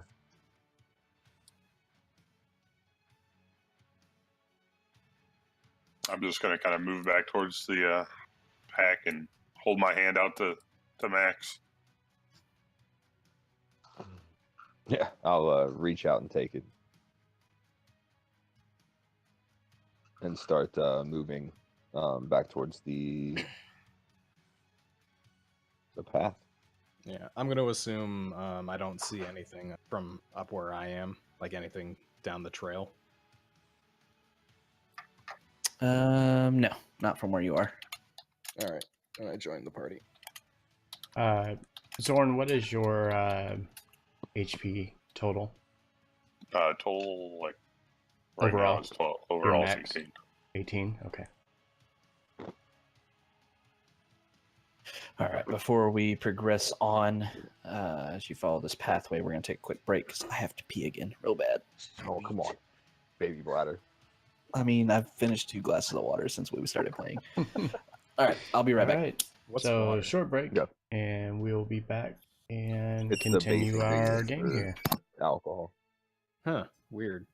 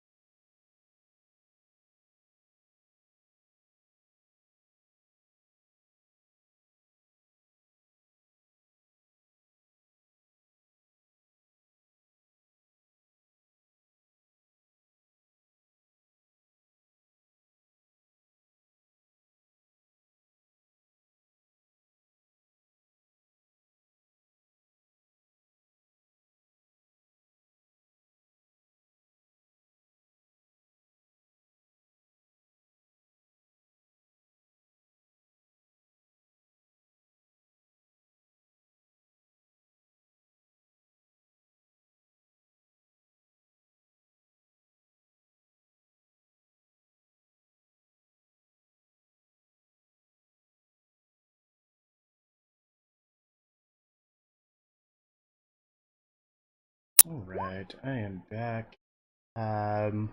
Let's see. What do we have here? Just a quick reminder. Let's see. Oh, yeah, it's already 9 o'clock. We do have D&D Civil War Empire on Wednesday, 7 o'clock Eastern Time. RPG Thursday with Legend of Zelda Breath of the Wild at 7:30 on Thursday. Friday is Free for All Friday. Haven't picked a game just yet, but probably going to figure out probably on Thursday whenever I'm playing Zelda to figure out what I'm going to do. That starts at 8 o'clock. We are off this week from Civil War Alliance, so no Saturday game, but we will be back on Sunday for D&D Sunday with the Ascension campaign, and then back here again next week for D&D Monday. Lots and lots of stuff going on, so hope to see you guys around. If you like what you're seeing, give us a follow. You don't have to, but it helps. Every little bit helps. Otherwise, feel free to follow us on social media if you want to keep up with when we will be streaming. That usually I will post at least 15 minutes before each stream, but sometimes it's a little earlier, just giving people a heads up. We also have the new schedule that will be updated directly below the window here. So if you wanted to see what we're going to be scheduled or what we'll be playing, you'll see the icon down below and it'll say what's coming up next. So you're more than welcome to check that out as well.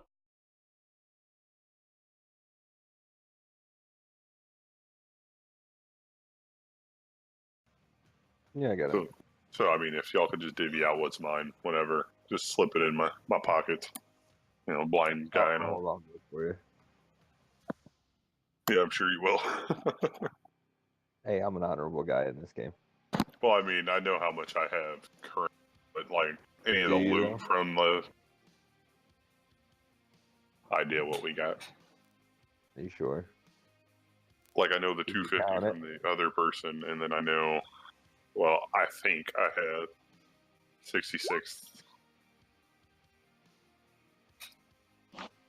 Let's give me time to update Beyond. Yeah. Yeah, if you just update the level and your HP for me, that's really all I got to do, or all I need you guys to do right now.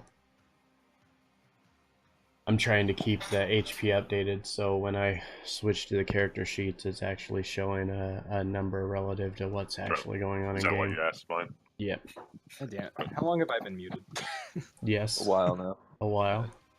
Yeah, I was gonna say on Beyond, make sure your rolled HP doesn't include your modifier, because I did that, then I saw that it was way too high. Yeah.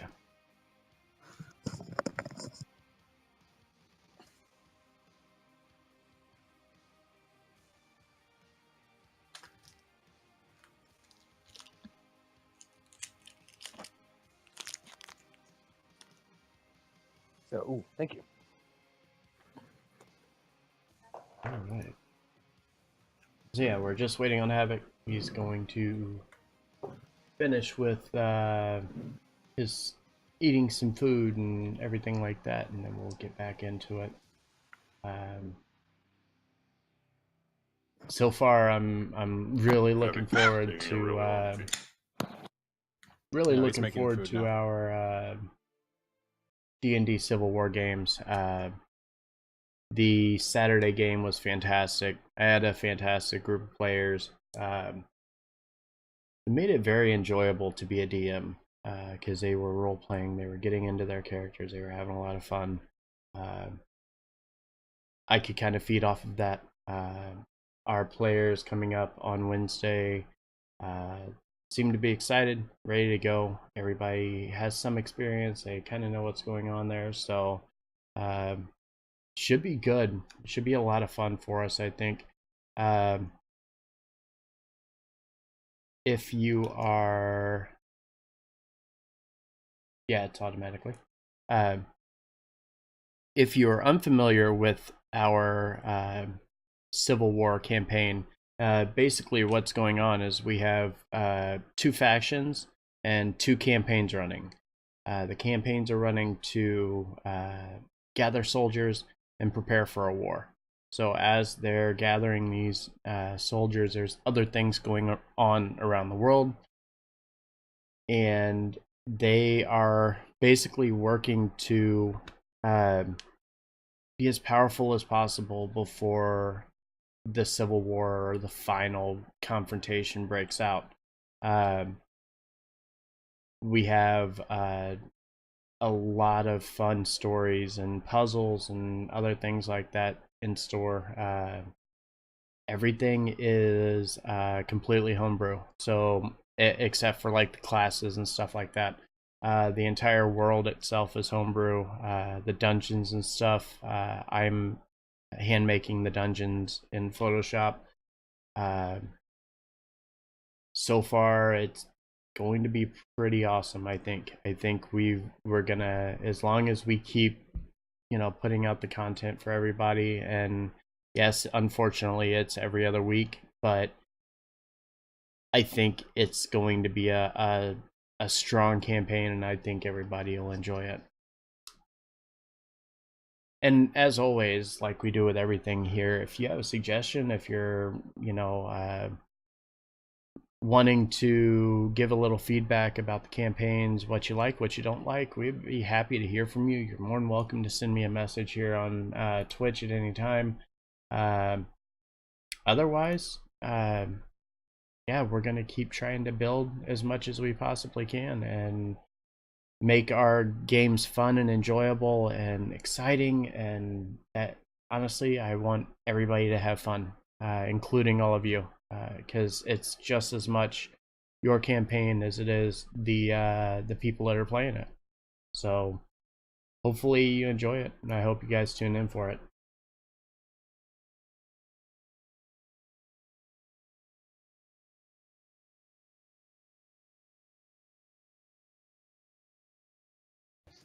Loud mouth. So, What do I need my mouth for? just so I don't have to hear you. The best spell I picked up on my cleric so far is Spiritual Guardian. Mm-hmm. Oh my god, brutal. It is so badass. War cleric. And if you, yeah, when you go war cleric, and see, I'm now war cleric paladin, but I'm going protection paladin, so that I can be a full-fledged tank for the party. But yeah, it's badass. You walk into the middle of a pack and you can smack them around twice, and you can have the spiritual guardians attack them, and you can use the spiritual weapon and have that attack. I mean, it gets insane. Pumping out a lot of damage. Mm-hmm. Yeah. My Tempest Cleric has been my most favorite 5e character, so Yeah, I'm doing Oath of the Crown for the Paladin. Or no, is it Crown? I think it's Crown for protection. I'll have to look. But yeah, it's basically all control stuff, so I'm getting spells that I can cast to force targets to attack me instead of the party. nice. Yeah. No, the Paladin multi-class I made was a Paladin Sorcerer. Nice. Honestly, was just too terrifying to be allowed to play. Because he, you cast haste on yourself with a spell slot. The sorcerer levels give you a ton of spell slots for smiting, and cantrips for booming blade or green fire blade. Yep. So you're just doing stupid 1d8 plus 2d6, re-rolling all 1 and 2s because of great weapon fighting or whatever. And then if it crits, oh my god, double all of that, and then add a doubled smite on top of it, and it's just like, yeah, I'm 4th level. Yeah. Thou hast been magically smited. Yeah, no. Yeah. I'm looking forward to I'm looking forward to playing the Cavalier class for fighter. I think that's what I'm gonna do with this character. Yeah, I want to see how that plays out. Because it doesn't at all pander to my taste, but like it looks like it could be pretty good. Yeah.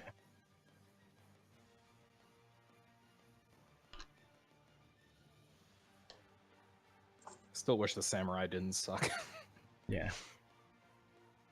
Such a Everybody cool thing in that back Christmas. now? I Yep. just realized I've been talking this entire time and wasn't Heyo. holding down the button. Damn it, Yep. Havoc. We're here. Way to go, Scott. I was just letting y'all that's go. not me. Y'all seem to like enjoy your conversation, so I wasn't gonna butt in on that. Just being Willie yelling at each other. Yeah. All right. You. Clear that. So what did we learn? Nothing. I don't need my mouth to kill people. Excellent. All right. Don't miss your opening attack on a surprise round. Yeah, kobolds are still squishy. Very Yeah, squishy. things that are clumped together are easily burned with fire, especially mouth fire.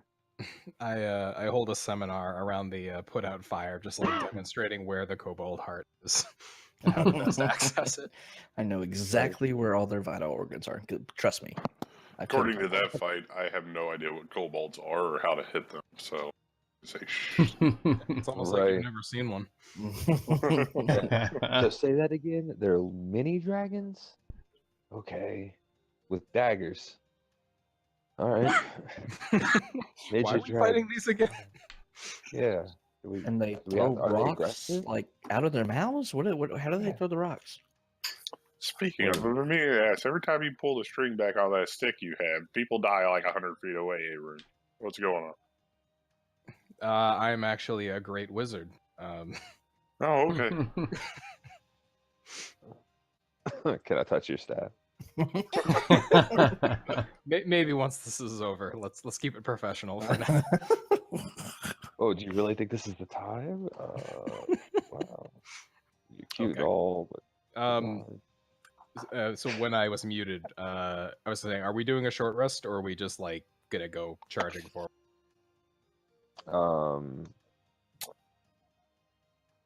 What time is it? Abby? Ooh, voice break.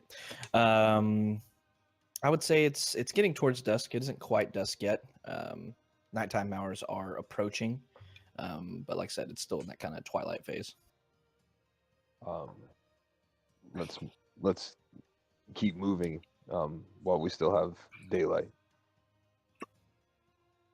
And while they're discussing this, I'm going to stomp out the fire behind us. Or will he put that out? Yeah, Oh, put it did out. he? Okay. Some stuff. Okay. Don't need no more smoke. Mm-hmm. Alrighty, so you're going to continue on following the path, right? Yep. All right. Get you back on there.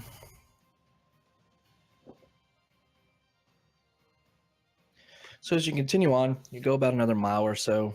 Darkness is quickly approaching, but as it gets to the absolute waning, kind of rays of light are shining through there, you see, kind of like before, about 2 or 3 miles ahead of you, you see the telltale signs of smoke rising from looks somewhat similar to what you saw as you approached that camp. However, it seems to be various in number as far as the smoke trails now. Instead of just one, there's approximately maybe 50 or 60. It's hard to tell from this distance. Can you give me another click as to where we are on the map, just out of curiosity? Say you traveled maybe sub 20 miles, so you're approaching towards the mountains down here, but Okay. not quite there yet. No, Cool. we're heading to I'm alright with that. These people ain't gonna put up no dragons. I mean, they certainly aren't gonna be happy to hear dragons are chilling in the mountain. So, Havoc, what was all the pieces of information you wanted? How many there were? general intel, size of force, commanders. Let's start with the number objective. of campfires we see. Yeah.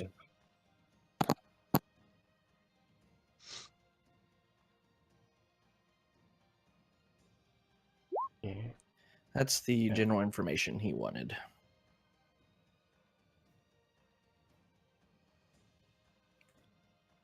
These are most likely just rest camps for the evening. My guess is they make it to the mountains tomorrow. If we continue following that, do they look like they're kind of like stopping in like a line, like they're following each other? Give me a perception check. Mm-hmm. Everybody, or just him? You No, tell me he's what it asks. got it. This question. Yeah, Yeah. no need. I'm not gonna bother. You're not sure why you are treating this information as important, but you do clearly see that these fires are clumped in a somewhat large circle. They don't appear to be stretched out in a line as if they're still marching. It seems like they have found somewhere to stop. And I will relay to everybody else that I'm noticing that, we're not. It doesn't look like the group was just continuing and then decided we're just going to stop here for the night. It looks like it was like coordinated and almost planned that they're hanging out there.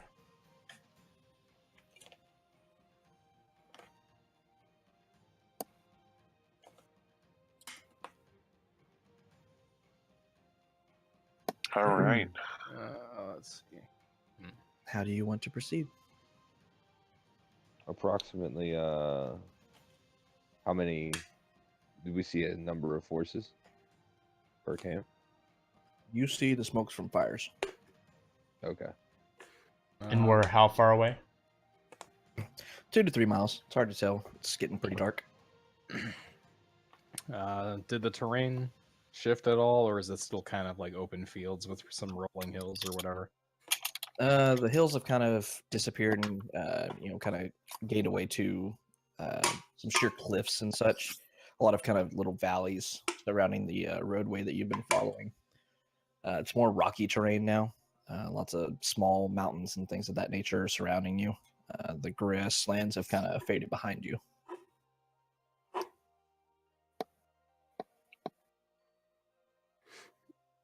All right. Well, I know what I would want to do, but I can't advise it for the rest of the party. You want to thin the numbers? Well, I would at least myself prefer the high ground, but that won't do anyone else much good. I would recommend if we should try to get closer. And if the opportunity presents itself, I will take a high Overwatch kind of angle, and I'll just have to kind of like go along with it as I see what everyone else gets up to. Is there a way for you to communicate to us at that distance? I don't think so. Well, we'd have to play it out. I think we need to stay closer. We need to stay together. Yeah, I also don't think we should be getting in any fights here. Well, we're still far off, so why don't we see what presents itself? It's like we need a rogue to go find out the information we had or something. We've got a scout and a rogue. Those together, I feel like we'll keep, back 100 and 150 feet. And you just follow them, their lead. So what you're saying is camp and follow where they go in tomorrow? No, get as close as we can to figure out where they are, numbers and such, and then fall back. And wait, follow them. If they're not moving, we want to figure out where they go. So get as much recon as we can and fall back and start following them again in the morning.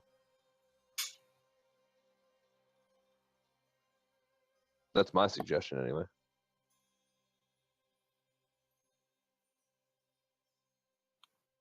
Anybody else? No, that sounds good to me. I have lots of suggestions. Oh, I don't want to hear yours. We can't trust him. Yeah, he wants us dead. I don't think that's true, but As I sit behind the DM screen, just tapping my fingers together. Yeah, see, he wants us dead. We're outside. We're outside. The sky is clear. The stars are shining up above us. Rocks fall. Everybody dies. The rocks were dropped by the eagles. God damn you, Gandalf! Damn it, Gandalf! Wait, I thought we were the good guys. We're the Mordorian? Stars are really just giant cosmic rocks if you think about it. Are we gonna go scout up ahead, or rather, are you two gonna go scout up ahead, and we'll be behind you? Yes. All right. Well, what was our consensus though? It's getting late. We'll push up, do some quick recon, and then pull back for the night.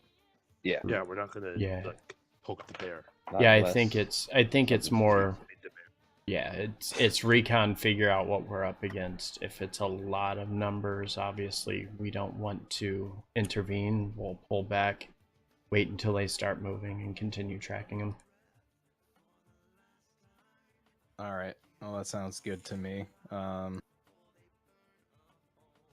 Should it just be the two of us then? And everyone else should.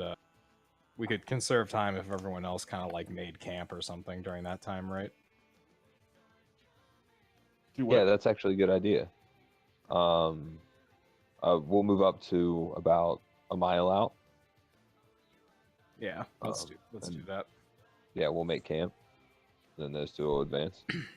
I like that. Any objections? No, I'm done with that. Yeah, that's fine. Man, you would be awesome, Tara, on a rest, like on an adventure. Like, oh, this terrain sucks. 1 second. Whoop. There we go. I'm like, yes. Going stupid on stupid rocks. That is nice.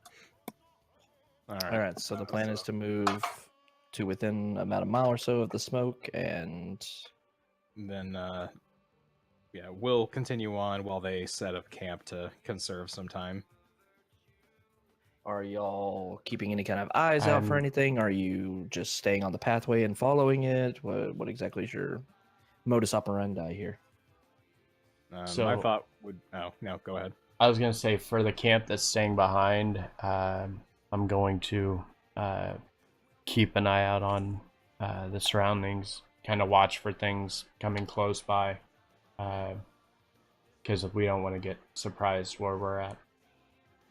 Okay, but as you're moving to the mile-ish point or whatever where you plan on setting your camp, what are y'all doing during your trek to that point? Damien and Arun, or Arun and Steve up front, scouting ahead, and the three of us about 150 feet back, just following him. Like, it did not edge of vision, but giving them, or like 150 yards, like a nice cliff out in front of us. Okay. Stealth's just hanging out in the back, watching behind us. Are y'all just staying on the path? Are you trying to rough it a little bit off the path? Just right on the edge. Dog-legging it. Yeah, I would stay on the path unless we like ever encounter something that's kind of like a pinch point, in which case I would try to like take the high road. Okay. All right. So as you progress forward, like I said, it starts to get kind of not necessarily dense with like forest or anything like that, but more so with these kind of rocky precipices and stuff of that nature. As you're moving down the pathway, kind of checking your surroundings to the two scouts, Arun and Steve, up ahead, you see what appears to be two sheer cliffs surrounding the pathway to the left and right. They're about 15 or 20 feet off the ground up to the top of them. As you described it, a pinch point this would be. What do you want to do? How far have we gone? Or like how far are we now? You're about halfway to your destination of being about a mile outside of camp. All right. You're probably another mile or so you've traveled. I would definitely try to go. I guess side doesn't really matter. I'd stay on whatever has the higher, like whatever appears to be the higher side, and kind of stealth my way as far up as I need to like look over the path in between and check for anyone that might have been waiting behind as a guard. Okay. Steve, what are you doing?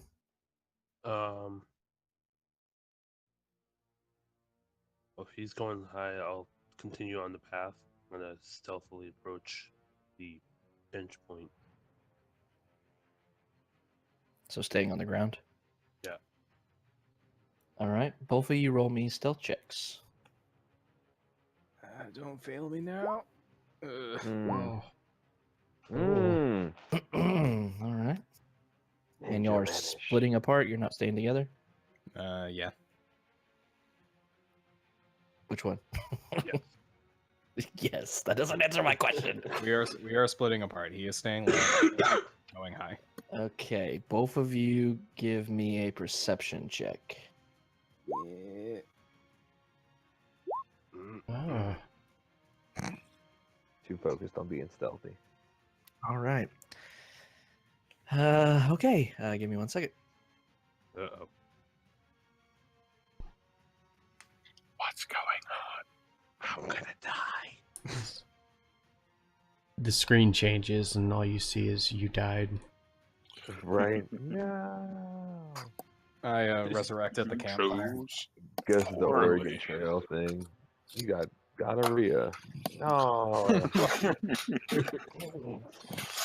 I die of typhoid. Right. Dysentery. Dysentery. The worst way to go. Damn it! I said gonorrhea. Close enough. That rampant gonorrhea in Oregon. Dysentery. That's not the same thing. It's close enough. I get the point. Gonorrhea. I don't like the fact what that I was I thinking had of. to step away for a minute. Okay. So as you approach Arun, you stumble up on the right side. It's slightly higher than the left side of this kind of mini canyon that was presented above you. As you move forward, you see a few small shrubs kind of blocking your vision from seeing into the canyon. You're slightly ahead of Steve as he progresses straight through the canyon, but with an incredibly high stealth roll. So he's pretty sneaky down there. You can't even really see him. But as you stumble forward, unfortunately, you kind of catch a little bit of your bow on one of these shrubs. And as you yank it out, you lose your balance and tumble through. And as you kind of sit up and look, as you're sitting on the top of this precipice in front of you, you see two people staring back at you, kind of in shock. And you hear the one directly in front of you here shout, "Intruders! Get them!" And you have just a second to see three more directly in front of you. stand up and turn towards you, Arun. The Oh, other fun. 3 are pretty far back. We'll just say you're way the hell back here. Steve. Yeah, you just see the guys up at the top to your right, standing up and turning towards where you assume Arun is. Roll for initiative, please. This is not how I wanted it to go.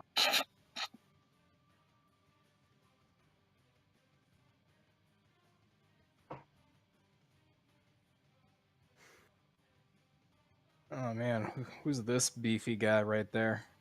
He looks different. His token's different. What is that? Why he's special? No, it's all right. He's black. It's a fantasy or horror movie. He's gonna die first. Yeah, I don't think it works that way. Is he Well, black we'll or have is to it just find the out. shading? No. Oh, he's definitely black. Rude. Rude. Big, brolic black dude. Triggered.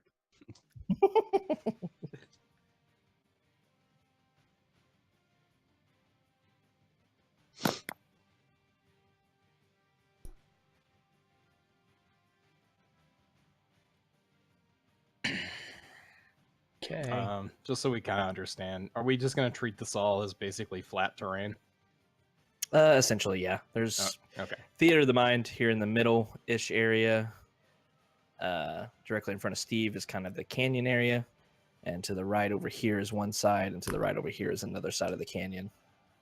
You see these 5 lovely gentlemen in front of you. Don't see anything else quite yet, unfortunately. Yet. Actually, as this is happening, Arun and Steve, both give me more perception checks, please. Oh god. I'm awesome at these. Yeah. Hey, all right. Not bad. Let's see.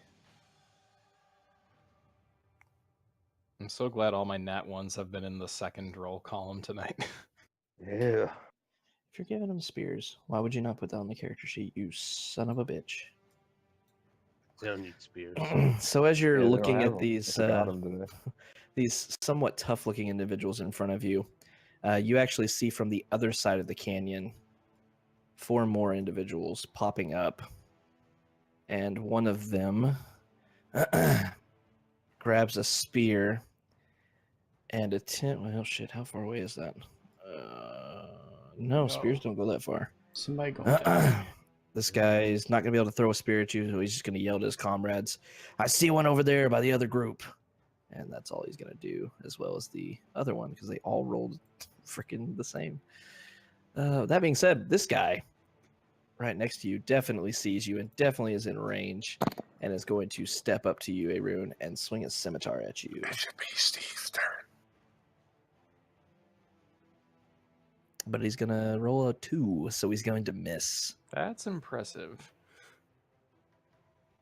Yeah. +1. Yeah. Woof. Yeah, it is. Wait, it was +1. Does that mean that's a nat fail? It was a nat fail, but I'm not rolling for it because that's Ah. annoying. All right. So, Tara, with your kind of blind sense, you sense several bodies begin to move in front of you compared to your 2 comrades that you only sensed before. You're the first to go. I am going to holler at Stone Skull and Max and scream, "We got company." I'm And right here. We're going to go up to... Man, that's not very far. We were way farther back. In my mind. You were way further back, but my map's not that big, so Right. Oh, I'm gonna say wait. y'all kind of caught up a little bit because they went off the path and such, so you had a little time to catch up. This guy right here, as I'm running forward and shouting that, I am going to hold my hand out over all the stone that's nearby and just kind of snap a piece off that's really jagged and sharp and hurl it at that one right there. All right, so you hurl it. You can definitely tell his height. He's about 15 or so feet in the air. And unfortunately, your shot ends up ricocheting off the stone wall beneath him and does not connect. Man, I feel like the earth part of me has been letting me down. Not doing too good right now. All right, Steve, you see all these enemies up above you out of your immediate reach. Hmm. I'm going to attempt to make my way up to where Arun is. Okay, you see a slightly sloping hill off directly to your right. If you go any further forward, it's going to turn into walls. But if you head immediately to your right up until this point, you'll be able to turn in and be on the same level as them. Okay.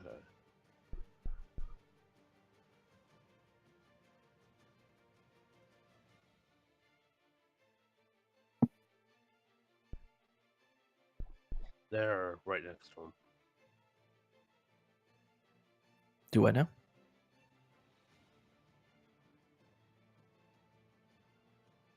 Right there, could I move all the way up to him? You were standing there 5, 10, 15, 20, 25, 30. I would say you'd be able to get up right next to either one of these two guys at the bottom. If you did some diagonal movement during that. Oh. And that guy.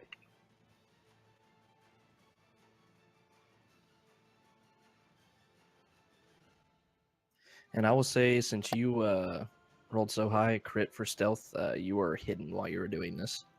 Okay. So you get advantage. Not that you needed it. 19 hits. With your sneak attack. Yeah. So Steve takes off from the bottom of this hill, kind of moving through some of this underbrush and such, and just actually runs up. And at the very last second, he sees this guy in front of him and kind of with a lunging attack drives the rapier right into his throat and yanks it back out. And the guy kind of gurgles on his own blood for a few seconds and then dies. Anything else, Steve? No,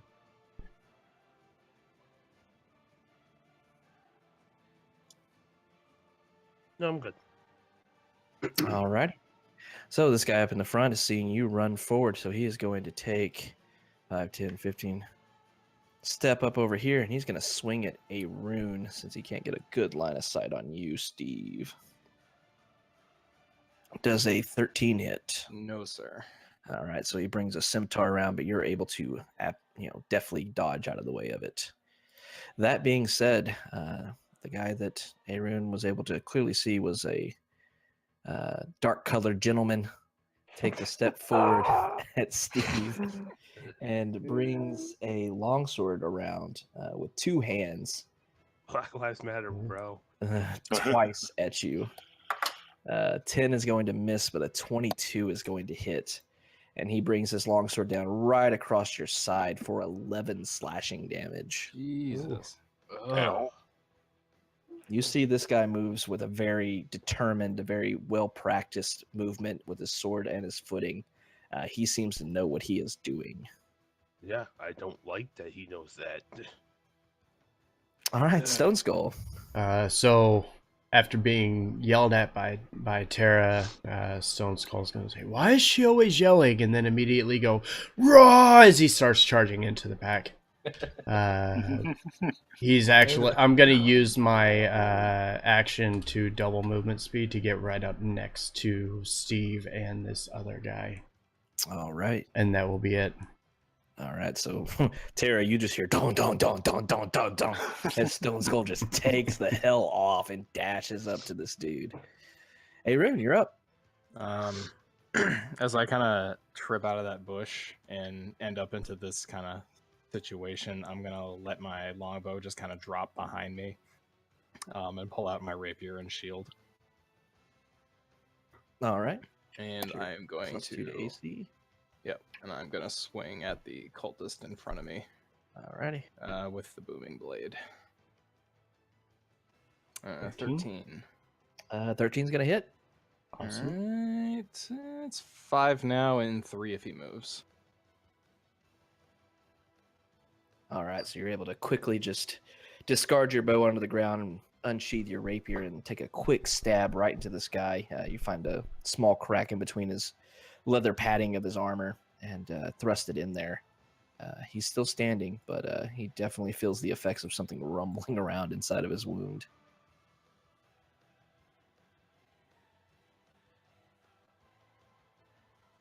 That one's over there. What can he do? What's the range on that? 60. Oh, shit. Yeah, all right. So, Stone Skull, as you rush forward, you see this fire appear in front of you and attempt to hit you. I need a dexterity saving throw from you, please. Oof. So you're not able to get away from this fire that blooms right in your face, and it scalds you for 1 radiant damage. Okay. Oh, Scald is the correct okay. word there. Yeah, it's like, ow, that hurt. Why? Oh, damn, them shits be holy. Why you singe my eyebrows?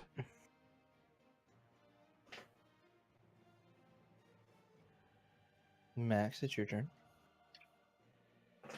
I am going to. Can you? Is the spacing accurate? Yeah. Kind of. Okay. So, If you stay in line to where you see the tokens, you will be able to take a straight shot. But if you try to go up in the middle of them, I just want to loose a dagger at get in range where I can throw a dagger at this guy without disadvantage. Dagger is 20, 60? 20, 40, 20, 60. 1 second.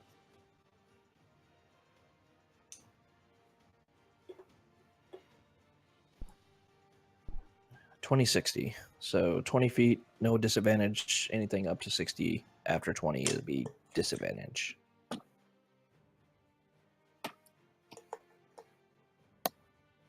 You know what? I'm gonna sling it anyway. I'm gonna give it a shot. All right. Which one are you throwing it at? The gentleman with the greatsword, the dark skinned gentleman.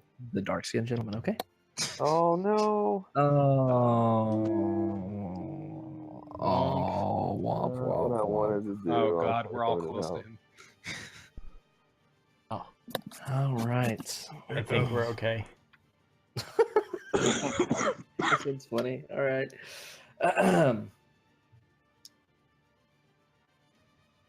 All right. Well, here we go. So as you let loose this dagger, it flies, unfortunately, very wide and actually flies right by Stone Skull and Steve's heads, clattering to the ground behind them. It doesn't hit them, but they see this dagger flying right by them, and it startles them for a second because they think they're being attacked from behind. And as they whip around to look at see who is attacking them from behind, this guy, the dark-colored gentleman, is going to get an attack of opportunity on Stone Skull. Why you do this, Max? That's twice now. I really. He rolled a 20, so he's going to bring this longsword around two-handed and bury it into your side for 9 slashing damage. I'm going to use Stone's Endurance. Okay. 1 sec. Can't click on it again. Why?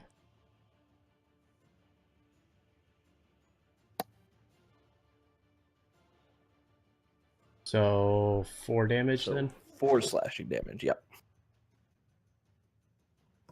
So as you whip around to look at this dagger, you feel this longsword cutting into your skin.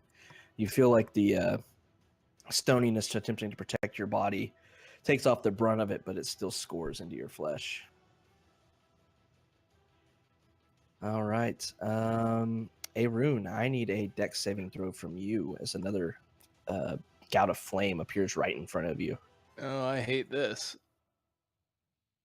No, I don't hate this so much. Hey, all right. So you dodge nimbly out of the way, and the fire does nothing to you. Excellent. That being said, this guy is going to take a step forward once I have the select tool selected. on top of his fallen ally, and he is going to swing at you, Steve. But he rolls a 12. 12 doesn't hit, right? Right? Nope. Okay, thank God.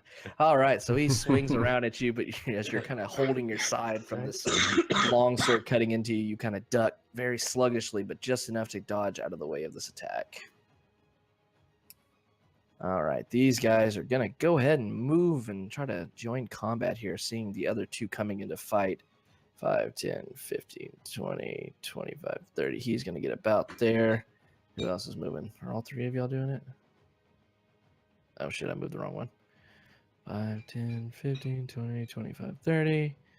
And 5, 10, 15, 20, 25, 30. So they come down to the bottom of this hill here, right before this canyon begins to start, and they square off and are looking clearly at you, Tara and Max, but they're unable to do anything. That is correct. Y'all opted to not short rest. And that was the wrong choice. Yeah. All right. Well, let's see how well your luck is holding up, Steve. Wait. Oh, no, he's dead. Never mind. All right, Tara, you are You didn't have to throw down. I am once again going to Still don't have scream towards Max to held Stone Skull, and I will take care of these three. And let's see here. I'm actually going to move right here, I think. Yeah, and we are going to cast Earth Tremor. So I imagine I'm just going to run up and kind of jump and slam my hammer into the ground. What is your spell save DC? If the character sheet is right, it is 12. That seems awfully low. Yeah, That's what I thought. 8 plus 8 proficiency plus your modifier. spellcasting ability modifier. Which is 2. So yeah, 12 is 12, right. yep. Oh no, it is 12. Yeah. Yep. All right, so on this failed save, the creature takes 1d6 and is not prone. Okay. No, not Well, prone. all right. 2 of them failed, so Awesome. roll me a 1d6. And I will say this is loose ground and stone, so it is now difficult terrain all around you. all around me. What's up? That means here. Right. Wait. So all around you in a 10-foot here. radius. So Here. all right.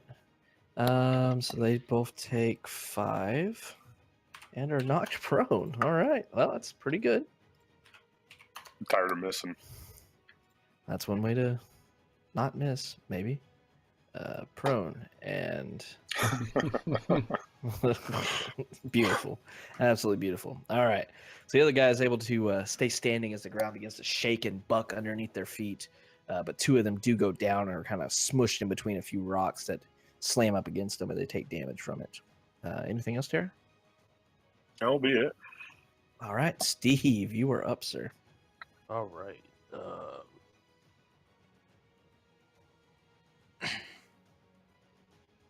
He hurt the most. So maybe. Nope. Nope. So yeah, you're aiming for the guy to your left. Yep.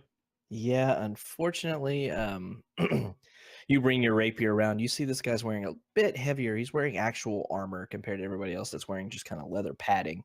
And your rapier does not find purchase even close to High hitting him. rolls. Anything else? Yeah, I'm gonna go ahead and disengage. Yeah. Yeah.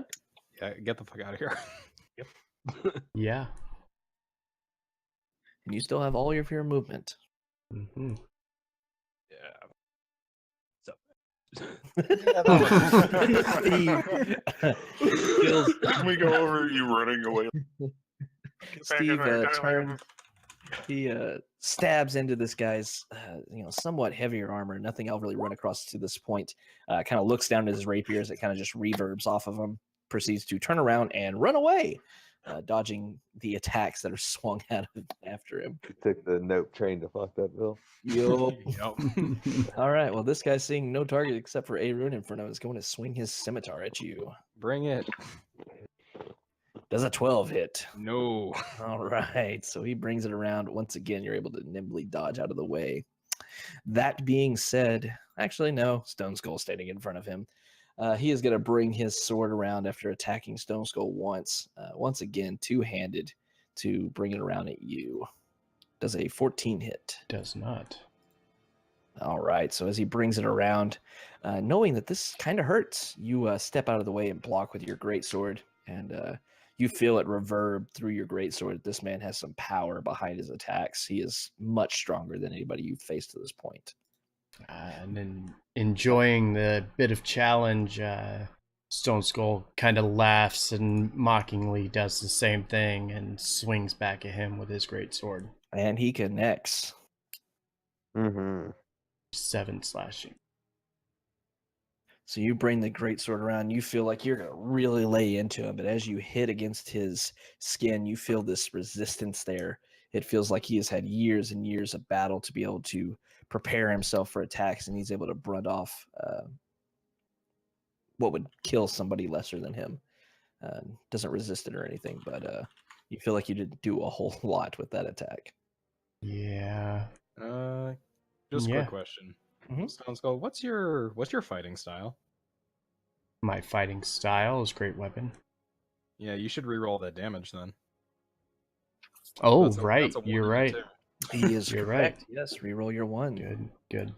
No, and his two.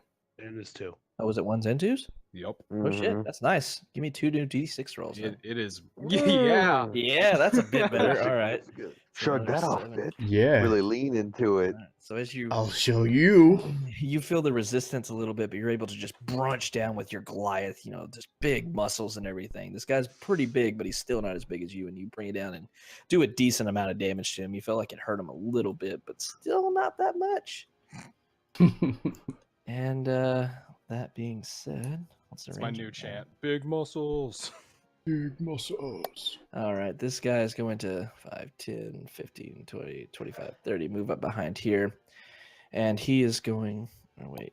Man, I'm Is going to it touch? change I that think so it it is. shows me that in It detail is. now. Shit. Okay. Seeing Terra just kind of shake the ground in front of him, he is going to produce a flame in front of you, Terra. Need a dex saving throw.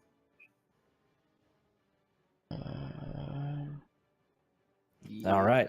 And with all this ground shaking, you feel it more than see anything, obviously. This flame begins to spark in front of you. The Doesn't heat show begins to anything I radiate can towards you, do. and you lean back and stay out of the range of it and dodge away from the attack. Max. So I want to cast Fairy Fire in a 20-foot box. We're gonna do it laterally to get like these three. You pick a point, and it kind of radiates out from that point. Okay, so 10 feet.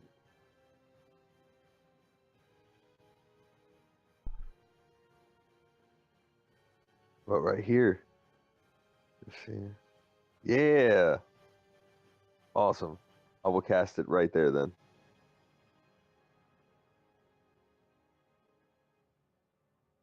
You will hit a rune with it as well from that point. Can't do that. So I'll just position it in a point to hit the two then. I'm trying to see if there's a way you can cast this to not hit him.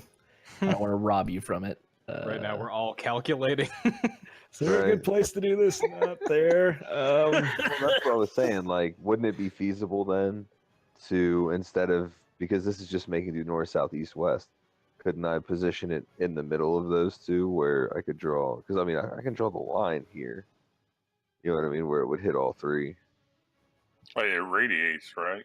So it's going to hit that guy too if you cast it right I mean, it's here. a 20-foot cube, so you have to Oh. think of it like that. Yeah. He's Oh, basically yeah. lighting up No. a square of ground. In I a- am on the 90-degree angle here. Yeah, he's pretty much where if you want to hit all three of them, you're also going to hit a rune because of the cube effect. It's Well, not a just, circle. I was just saying, depending on where you cast it, you could hit this guy too.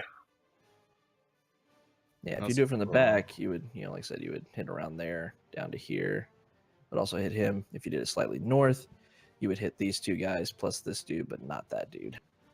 How's your deck saving throw? Mine? I'm just kidding. I'm not gonna do. No, do it. Like mine's pretty good. Do it. All right. So yeah, I will. As I come up, I start drawing a deep breath and the like loosing a whistle, but making it real shrill.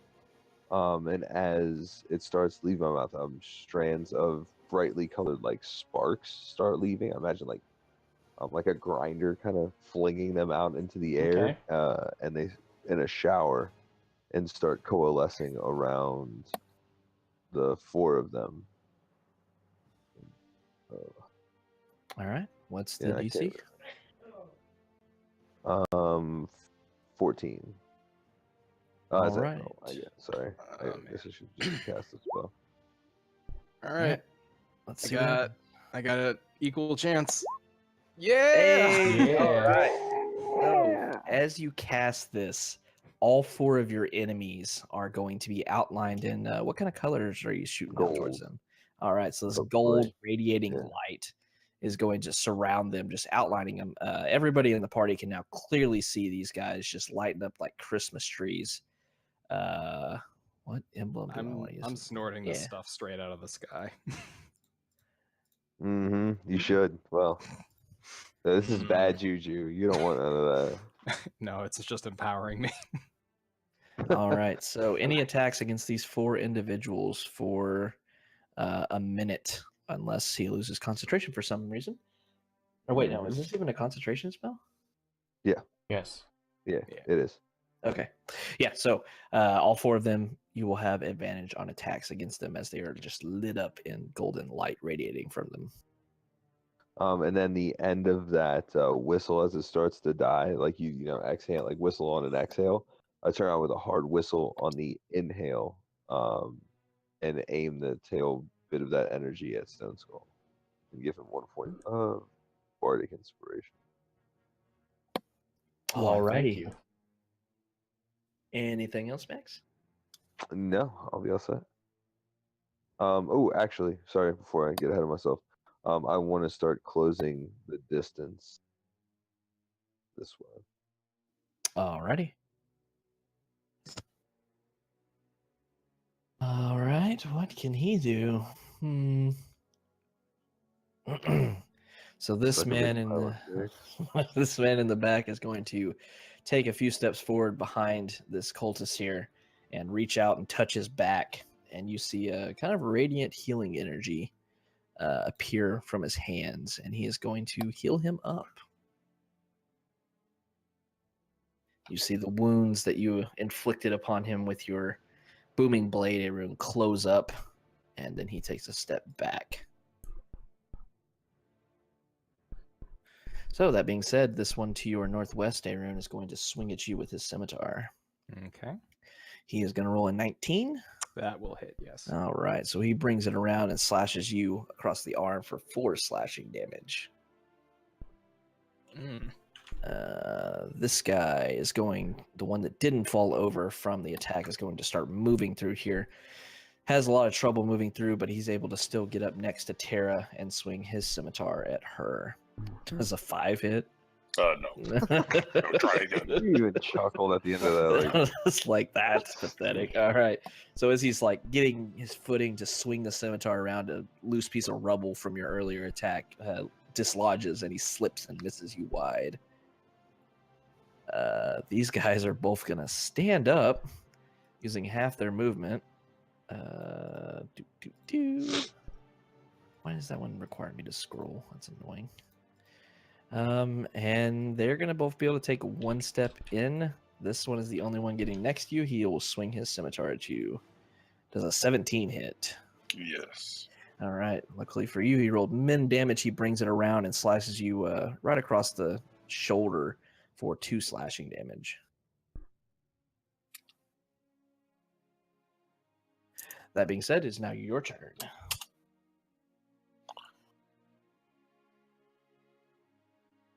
All right. I am actually going to cast Wrathful Smite. Ooh. And then the one right in front of me to the north is going to get hit right in the chest with my Great Maul. Yeah, he is. Mm-hmm. Oh, for way too much damage for it to matter. All right, so you bring this around and just hit him in there with the Raffle Smite. You feel the initial Nice. hit caving in his chest to a point where he's almost dead, and then the psychic damage assaults his mind, and you see his ears bleeding, his nose bleeding, his eyes bleeding, and he just slumps to the ground in a heap. There's blood I just everywhere. glare at the next one. Give me a Your performance blind check. glare. Give me a performance check. Ooh, I want to You're As we said, glaring. you're blind. Not You're looking at glaring it. approximately over to the east. You're not even close. I tried. All right, Steve. Wait, you got anything else there? No, that's it. All right, Steve. All right.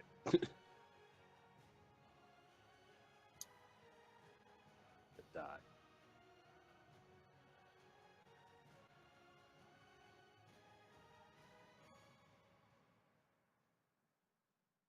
Can't hear you. Yeah, you saying anything? No. I'm gonna... No.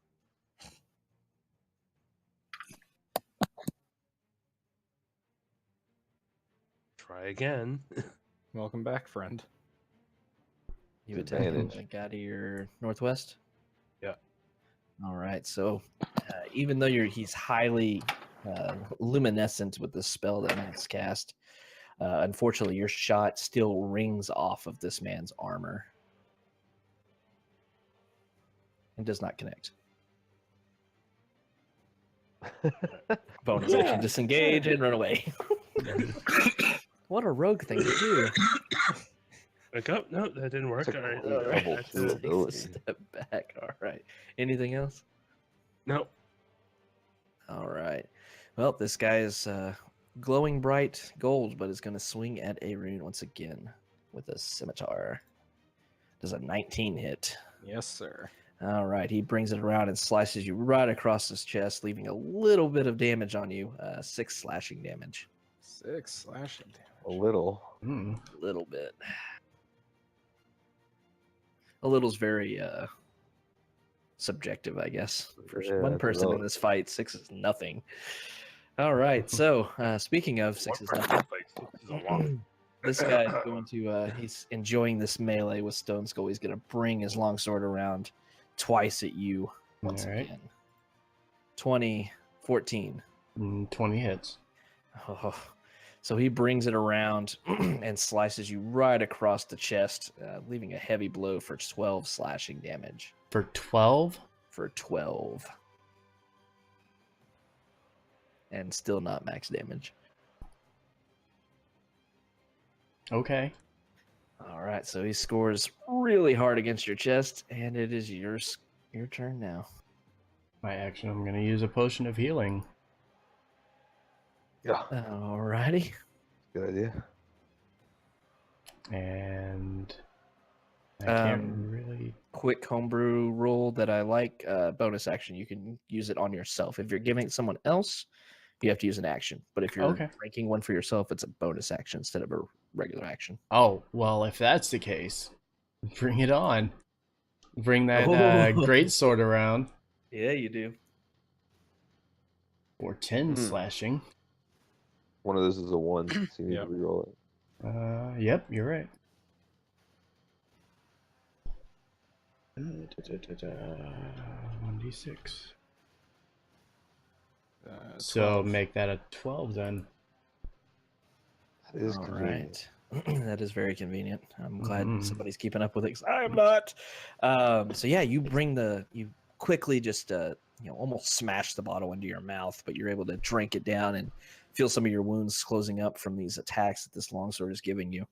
And you bring your greatsword around, and once again you hit hard, but feel like you could do a little bit more, and you kind of sink the blade further into him. He's looking about half dead. Good way to put it. Good job. Yep. Still looking pretty ready for a fight, though. Hey, Rune, you were up. All right. I'm gonna use my bonus action to go ahead and use my second wind. Okay.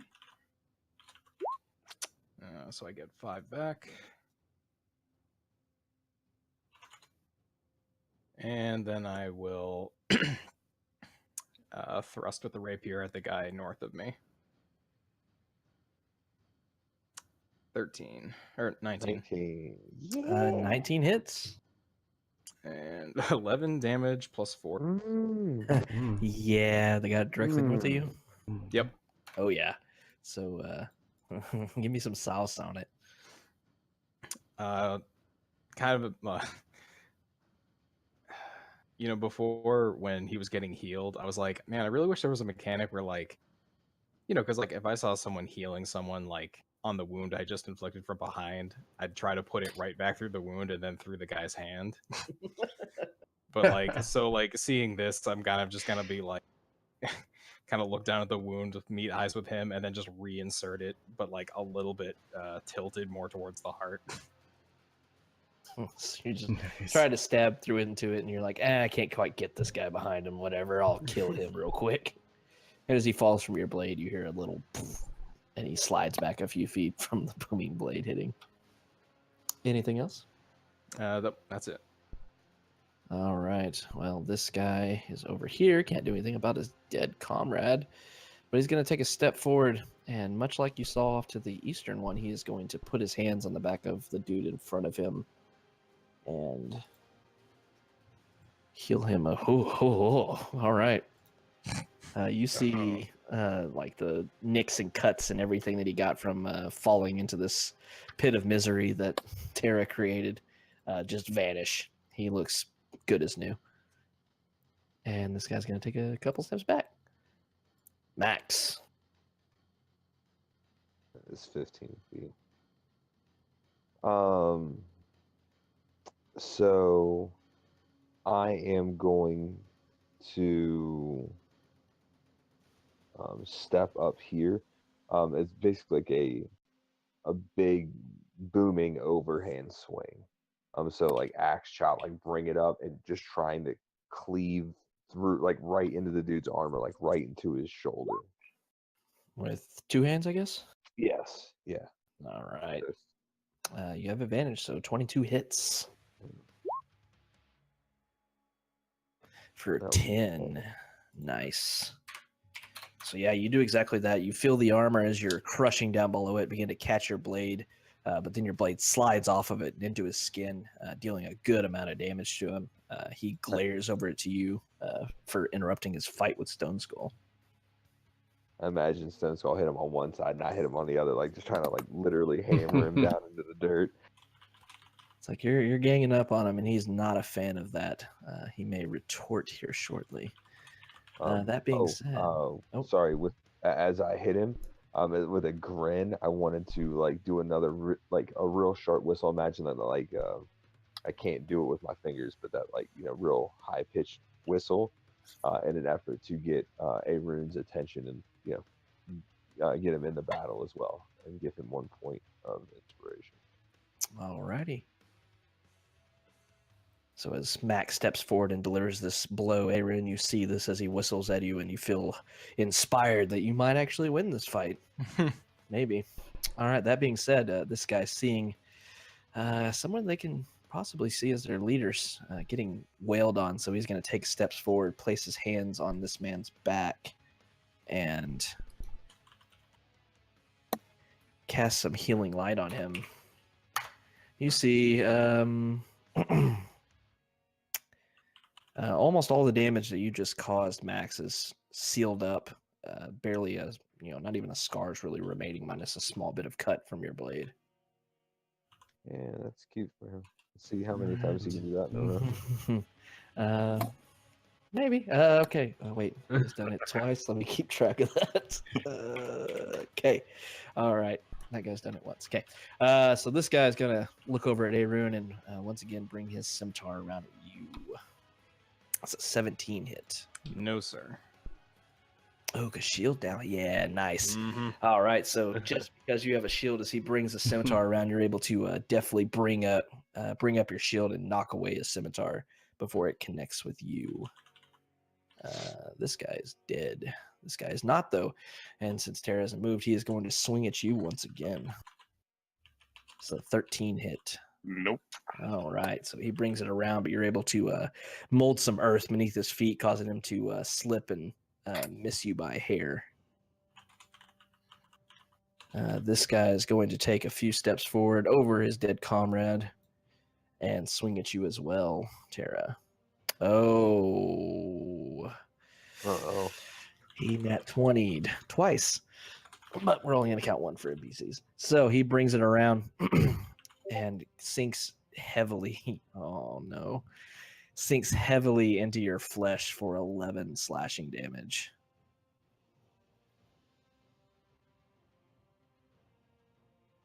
Unless Tara has some trick I don't know about it, Tara is now unconscious.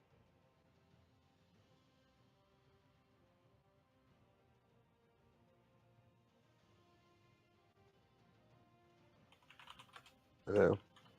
Are we still doing this? I can't hear nobody. Did you catch that, Tara? Zorn? I can hear you. He's being Yo, quiet. He's like, if I don't say anything, It won't actually happen. It won't happen. Yeah, maybe we'll just forget. I mean, I can change your HP, but I don't really want to. And that is unfortunate. Oh, and right when that happens, his net dies. Oh. The crit Well, was hey, so that's hard perfect that timing. dropped. I mean, that's the best timing you could hope for, right? Like, we don't need him right now. All right, well, while I'm explaining what just happened to him, I was gonna say, did he just get insta-gibbed? it's like the crits hit so hard it cut his internet as well. I'm not gonna, just out of interest of fairness, I'm not gonna roll his death saving throw, so we're just gonna skip over to Steve.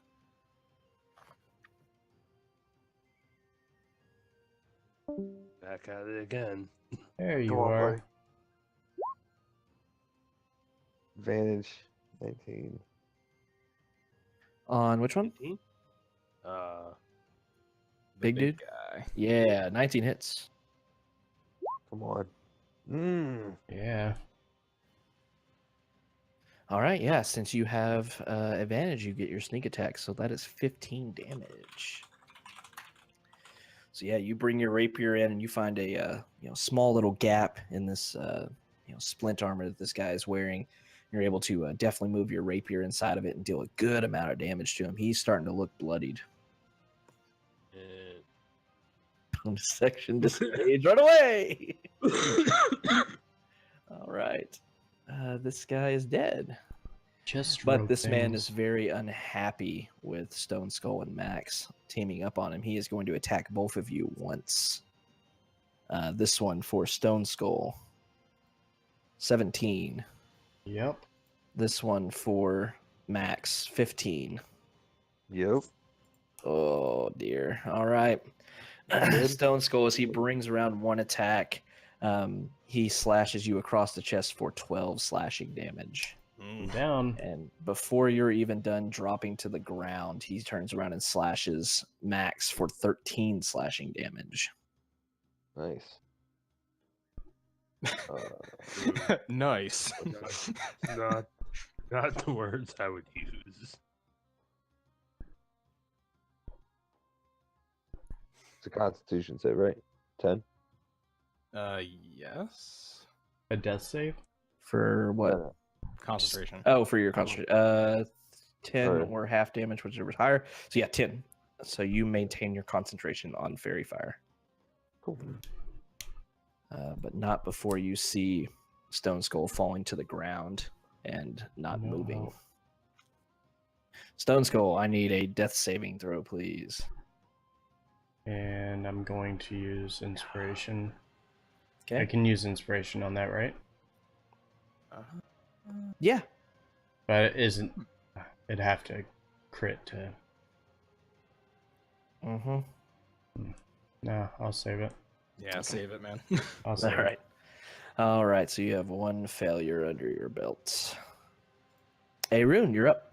I'm gonna rush into the fray right next to him, and I'm gonna take a stab at the giant dude. All right. With 22. advantage. Oh, yeah, that hits. 7 and 7 more if he moves. All right, so you hit him for 7. He takes a good amount of damage. This guy looking very weak, very fatigued. All these attacks are finally piling up on him, but he is still standing. Anything else? Nope, that's it for me. All right. Well, this guy back here is going to turn towards the other fight after seeing Terra fall. It's going to take a few steps forward off of the edge here, kind of standing towards the middle of this canyon, looking at Max, and is going to produce another little ball of flame at you. I need a dex save, please. Yeah. Oh, yes. Yeah, it appears next to you, and even after taking an attack, you're able to just nimbly dodge out of the way and not take any damage from it. Max. After taking that shot, I'm at clamping my jaw down, and inhaling and allowing my mouth to fill with a flame, and then releasing that in a spray against the 3 remaining people in front of me. If you spray it off directly at this dude beside you, you will possibly hit Arun as well. If you aim it a little bit more north, yeah, it's spreading out ever more. So 5 feet square in front of you, and then 5 feet on either side after that. What? No way. That's crazy talk. I can't go from here to here? No, you can aim it more forward. I'm saying if you want to hit all 3, though, it's going to be... Yeah, just get the big guy and the one in the back. Yeah, you can hit 2. You can't hit all 3 without also hitting Arun. Or fuck it, do it anyway. Yeah. Worked last time. Anyway. I give you permission. You can use the Bardic Inspiration on saving throws. No, this is true, but this is a half save, so I'm definitely taking damage. All right, dex save then. From those 3 dudes, all 3 of my sheets. Yep, I'm good. All right, half damage failed. Big dude failed. What is it? A 14? Black robe dude failed, and the caster, nat 20. He didn't fail. All right, 9 damage. All right. 4. 9. The clutch plays. The clutch plays are in effect, boys and girls. Yeah. All right. So as you open your mouth, you also take 4 if you didn't already do so, Scott. You let out this gout of flame in front of you, and Arun nimbly dodges out of the way, but still gets scalded a little bit as he moves. But unfortunately, the man right in front of you, as well as the one further northeast, were not ready for it, and they both take flames to the face.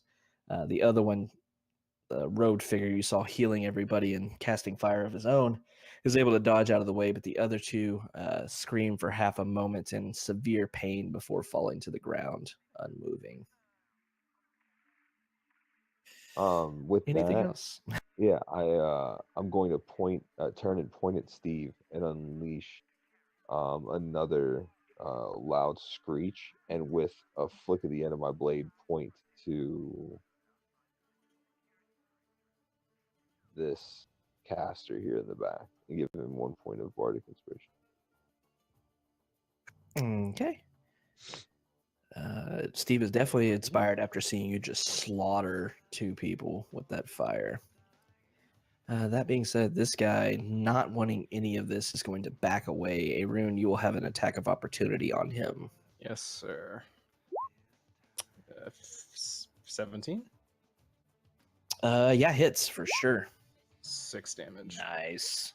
So as you bring your rapier around as he begins to retreat, you see and feel as it meets into his skin that this man is wearing next to nothing in the style of armor. These robes provide no protection for him, and it stabs right into his burn wounds, and he screams and dies. And dies. What's going on, All Jeff? right. That How being you said, doing, the man? other three, after taking care of Tara, are going to start heading towards you all. He's going to spend 5, 10, 15 there, 20, 25, 30, 30, 30, 5, 10, 15, 20, 25. No, 30. Yeah. He will move that far. This other one, 5, 10, 15, 20, 25, 30. We'll get that far. Both of those are done. Tara will owe me 2 death saves when he gets back. Steve.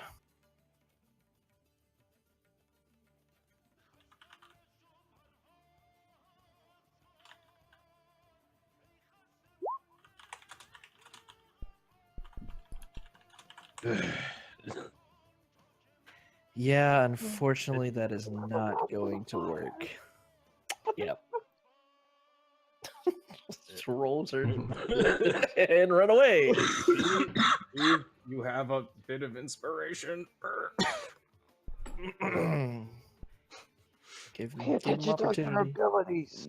You have other things than cut and run.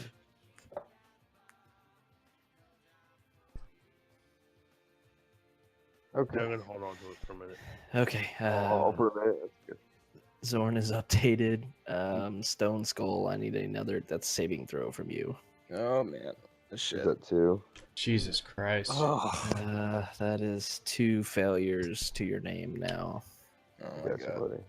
I got you, buddy. I was gonna say, please tell me. I got it. Arun, you are up. All right. I just need to make some shit happen.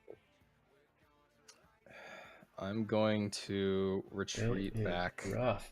to where I dropped my bow, drop the rapier and shield to pick it up. Is that All right. Is that Yeah, all right? no. Yep. And then I'm going to take Shit. aim at whoever is closest. So this cultist. All right, give me 1 second. I hit the back button like an Oh, idiot. actually, no. I want to go for the range, dude. Go for that one. Okay, yeah. Yeah. 13. No, I'm gonna use the inspiration because Okay. why chance it? 16. 16 hits. 5 damage. God damn it. All right, so as you let your arrow fly, you feel like it might go off target, so you dig deep and put your feet planted onto the ground and fire it off, and it hits him. Does a good amount of damage through his thin little robes that he's wearing, but he is still standing. It's mad at me that I let it go. Yeah, a little bit. That being said, he is Okay. not happy about what you just did. He's going to touch himself. Hey. And... There are people here. Shit. 1 second. I gotta reopen everything.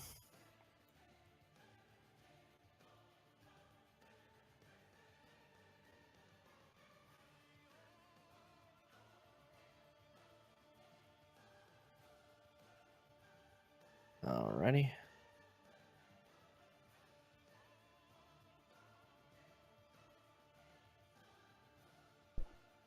All right, and he looks like the arrow wound just slowly, the arrow itself actually falls out of his skin. You see that there is no hole remaining from where it was. Max. I am going to turn around and, as I do, gather healing energy in between my hands, and slam it down into the chest of Stone Skull. Oh. So I guess it's not terrible. It's more HP than he had before. So Well, yeah. that's supposed to be +4, not +1. Oh yeah, for sure. Yeah, your spellcasting ability. Yeah, So 8 healing, or no, sorry, 9 heal. No, 4 + 1. 4 + 4, 8. Math hard. Math hard. So failures reset, and I'm back to 8 hit points. And Let's on your hope Zorn turn, didn't you roll will not be 2 fails. Yeah. I'm not rolling for him because if I roll shit, that's on me, and I don't want that. Don't put that evil on me, Ricky Bobby. Don't you put that evil on me, Ricky Bobby. All right. You just roll 1. You just got to roll 1 because that would be, and then see what happens. If it's good, then we're good. If it's bad, then we'll just wait. I Make just him roll the other two. Is anyone in contact with him right now? I was texting him. He's upset. Max, anything else? I am going to 2, 3. Step into. No, I'm just gonna. I guess I'll just stay. He's up. Is He he is like breathing and his eyes are open. He hasn't stood up quite yet. okay? With that, I'll kind of give him a big grin, as he and then turn and start and get in the way of this guy. Okay. All Well, right. you are presenting yourself as a worthy target in front of him, so he is going to bring his scimitar around at you, Max. Man, that was rough. Does a 21 hit. That was rough.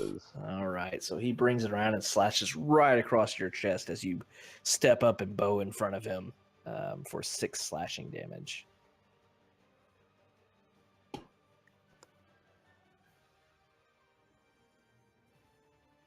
All right, so this one in the back is also going to step up next to you, Max, since you have presented yourself as a target, and bring his scimitar around as well for a 13. Yes. He brings the scimitar around and doesn't cut quite as deep, but unfortunately it's just enough with 3 slashing damage. And the party sees as Max falls to the ground with a grin still on his face. Not rolling it. Steve.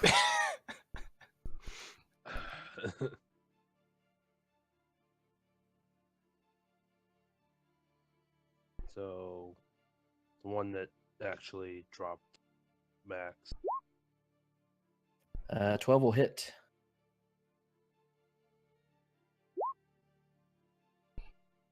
Yeah.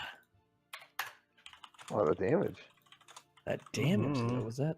God, that's still not even Max. Nice. So, yeah, as he's, bringing his blade up from Max and Max is falling to the ground, you quickly step up and he doesn't have time to react to you at all. And you stab right into his chest, killing him instantly.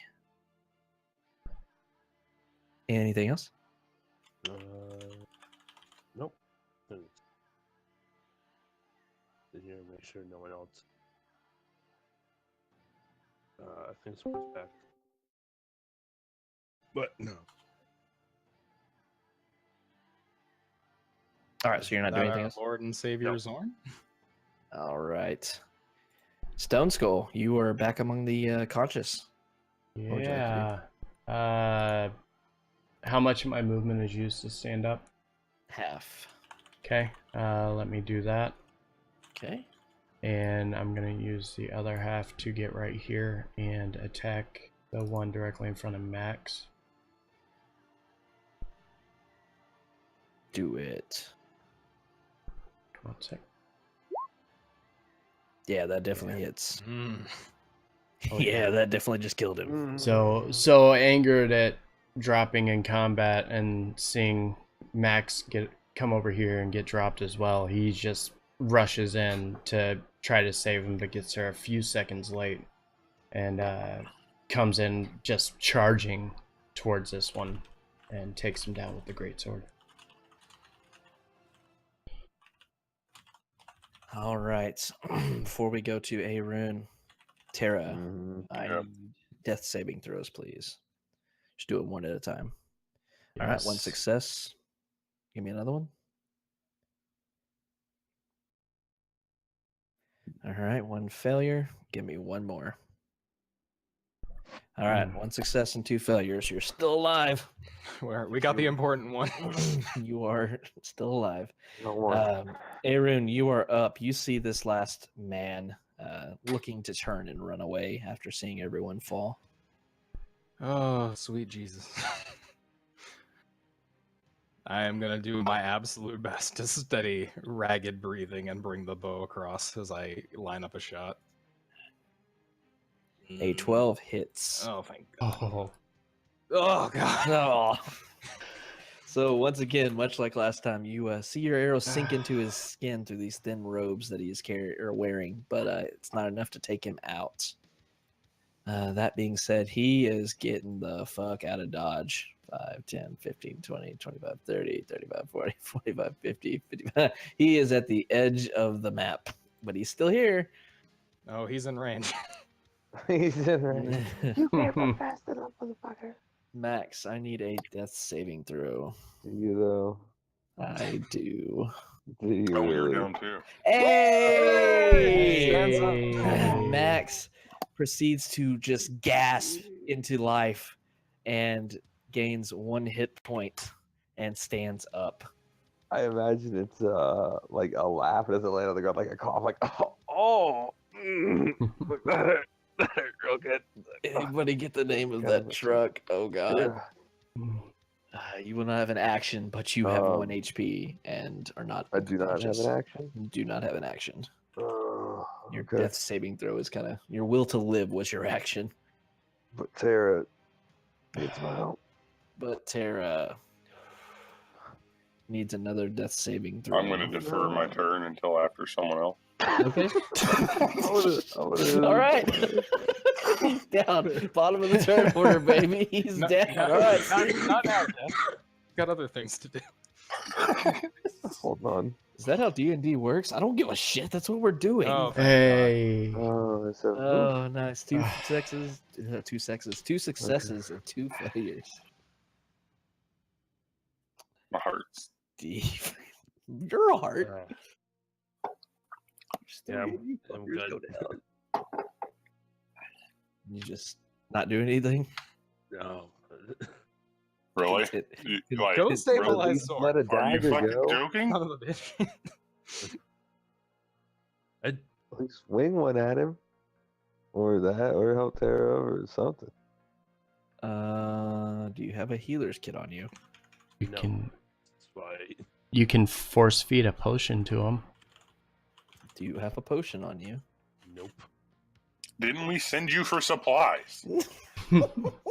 Potions Like- would have been hard to find. I'm just saying. But a healer's kit? Healer's kit could have been found. Yeah. I have one. If you have none of that, you can either get something from somebody or you can attempt to speak inspiring words and help Tara with her death saving throw. You can do it. You got it, buddy. Good enough. You will have advantage on your next death saving throw. You ain't no bitch. Stone Skull. Can I reach that point? I know this is rough terrain, so 5, 10, 15, 20. it's 25. Yeah, just that point. Just that point. Yep. And I'm going to force feed Tara a potion of healing. Yeah. +7, thank God. Tara wakes Thank up, you. still laying there, but she is awake and breathing normally now. Can we not have any more crit fails, double crit fails, and crit hits on me? Yeah, that was bad. It was a Yep, I'm double killing crit. that guy. Yeah. Yeah. Give me some flavor. You're not gonna run away this time. No, it's not a pretty shot because I don't have advantage at all. But like, Oh, I'm just no, because I don't like. It's no reason. Right. It's not Back's turn. disadvantage. Yeah, his back's turn, but like this is just this whole thing has been shit. So this is just like another garbage shot. But like I'm imagining like from the previous wound, this one basically goes through like the back of a calf and is just enough to basically condemn him to dying on the ground. right. Like now he just can't move.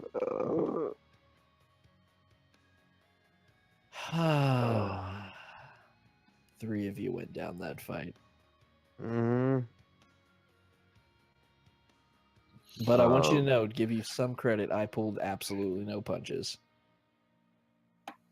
Yeah. Well, I can that's tell. about the Yeah. edge.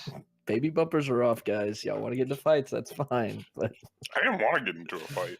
I just saw Willie's message on Facebook to retreat about 2 hours too late. I was like, maybe we should retreat. And he's like, I'm gonna grab an earth bolt. I'm like, oh, we're not retreating. All We're doing right. this. Okay. Well, because that was it. I was like, if they I start was still in attacking, range to retreat. I'm and fine. but my thought was, like, if they're part of this party, they're gonna relay information if we let them go. There's people gonna start looking for us. So if we start this, we gotta finish it. Did all of this commotion grab the attention of anybody in the area? Everybody give me perception checks. I get Jesus. advantage because I'm looking for something more than 100 yards away. Sure. Max and Steve and Tara do not sense any any life forms. It seems like even the wildlife in the area was scattered away, but you don't sense anything nearby. You know by the traces of the smoke that you saw previously while it was still light out that you're still a good mile or so away from where you assume the large body's camp would be located. The sound obviously did not carry that far. You think you are relatively safe for being in the middle of the woods. We are filled with rough, bandits guys. and cultists and such, but your relative safety is good for the moment. Just kind of, as I stand, pick up my sword off the ground, sheathe it back, and just kind of stretch. Like, we need to hide our evidence of being here. Get out of here. Get to camp. And Stone Skull's gonna come over and walk up to him, kind of put his arm around him and drag him over to the side and tell him, no, you rest. Let me do this. All right. Just like I was going to fight for a second. Just, no, that's fine. I want to go have a seat. So then he's over at the side, and as he's resting and Tara's getting her wits about her, I'm going to go through and double check the pockets of the individuals that we had fought, and then start piling them and find shrubbery or something that I can try to stash the bodies into. I'm just gonna lay on my back in the dirt. Yeah, All I'll right. help Stone Skull and help him basically toss bodies at least away from the cliff face. So are we taking a short rest? We're gonna take a long rest. No, we're gonna sleep. not right here. We ain't taking no fucking rest here. We're leaving here. Yeah. And then we're going to rest. So yeah, gonna check the bodies around us, see what we have. All right, give me 1 second. Yep.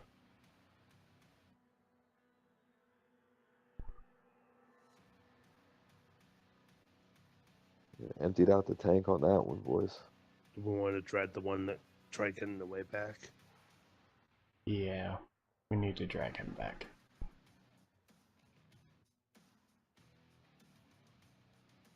I'll consider dragging him back. Man. We almost lost a couple of us in that fight. That was rough. I don't think we were quite prepared for that.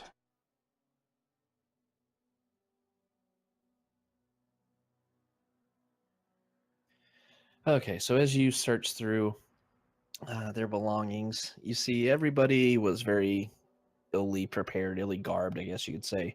Aside from the large gentleman that seemed to be wrecking y'all's shit, you see that he has a somewhat nicely made longsword on him, as well as what else does he have on him? A short sword in a sheath in the on his waist, kind of in the back, that he didn't get to use. You also see a heavy crossbow and some bolts slung across his back, as well as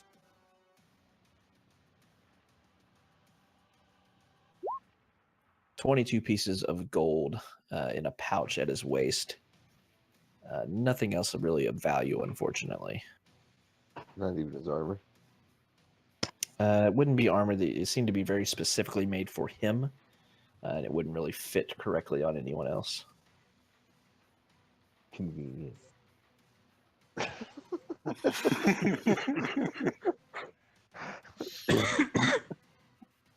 Stupid plot hooks. Rocks falling. Literally, that encounter could have had rocks falling, but Oh, you wait, know, let's stop didn't it. go into the middle of it. Do you still not have armor? Yeah, I got the lightest armor you can get. A bed sheet. No, Yeah, those two babe. acolytes had the lightest armor you can get. They were literally wearing robes, Butt naked. 10 AC. Alright, so yeah, we'll stash the bodies after we take the gold pouch from him, and then back up and regroup, I think. Yeah. Back up. To be clear, we are taking the nice sword, right? Yes. Okay, good. I'm just hanging out. Max is just chilling. I'm Yeah, gonna I'm just leaning move back. over All right. beside Max and chill as well. Just chill back to back. That hurt, right? I'm gonna eat some trail rations. That's for Sydney. Yeah, just to like chew it on jerky, like That was tough. I need a nap. I just want to listen to them groan for a while. Right. All right, no. Me and Stone Skull are dishing bodies. Yeah, so y'all were able to bury the bodies and such. What's the plan going forward? Hobble my busted ass. I think we're retreating back a little bit, and then setting up a camp. And gonna long rest. Yep. Agreed. Yes. Yeah. Okay. Well, unfortunately, we are going to have to end the session at that point. The good news is, however, instead of doing a milestone for this episode, and the fact that you just fought everything, I'm going to ding y'all to level 3. Yeah. So, That was fast. You almost died. that was also a stupid encounter that you weren't supposed to fight in, and you did it anyway. Jeez. Welcome to us. Yeah. What's Really that? Is it made of flesh? Can I hit it? I'm hoping Can I- y'all Is it do still not breathing? do Can I this. still attack Ugh. it? Like I said, that was 100% no flopped rolls or anything like that. Nothing was fudged on my part. So that was a deadly encounter that you somehow survived. Mostly. Or Mostly. Oh dear. Yeah. So yeah, roll me your health so I can see it, and you will ding to level 3 very quickly, but you're doing it actually with XP because you would all get 615 experience off of that. So 6 plus con is 9. 27 now. I like it. Good lord, you almost have as much HP as I do. you have how much HP? 27. I've gotten Holy some shit. good rolls. I have 30. I'm at 29. Good god. Everyone's terrified of that beefy caster. If anybody's gonna get the high rolls, It's true. Right. The guy that doesn't have second wind. Mm-hmm. Yeah, or I'll Stone's get one Endurance, cool. or both. So y'all will take a long rest, thus going through the night, and we will continue your trip after the Raiders on the next day. But you will be stronger and more wizened, and hopefully learned a lesson tonight that will help you further on. I hope so. Rapiers We don't have to fight The everything. lesson- Bow is We friend. don't have to fight everything. Lesson for the night is I was if just you. trying to cover them if they wanted to retreat. They just kept fighting. The lesson is if we're gonna fight something, we kill it quickly. Yeah, That real way it doesn't fast. hit us. Yes, all of those things. Faster. Yeah, I get meta magic now. Oh god. I get unwavering mark. Oh, I gotta figure out how to do meta magic and Oh all. shit. I get my stuff now. Yeah, you all are becoming a little bit stupid now, so. Mm-hmm. So if you continue this trend of murder hoboing everything in front of you, maybe you'll survive. We're just gonna get strong enough. I get second level spells as well. Who Oh, wants to my go wipe dear. out this army in front of us? Yeah. Take a rest, wake up, and like, you know what? I'm Murder thinking them. we just start Murder. working our way from the back. No, I'll use pass without a trace. We'll go into the middle and work our way out. That way there's no retreating by Steve this time. Steve was doing a damn good job for what he's made to do, all right? Could have been a caster standing in between three people. Look, I was just trying to be a distraction. Not my fault they critted. Double critted, too. I have a decent AC. It's not bad. Like, where was that? Where is it at? Death saves, yeah. 23 with a scimitar. Holy crap. For 11 damage. Oof. Yeah.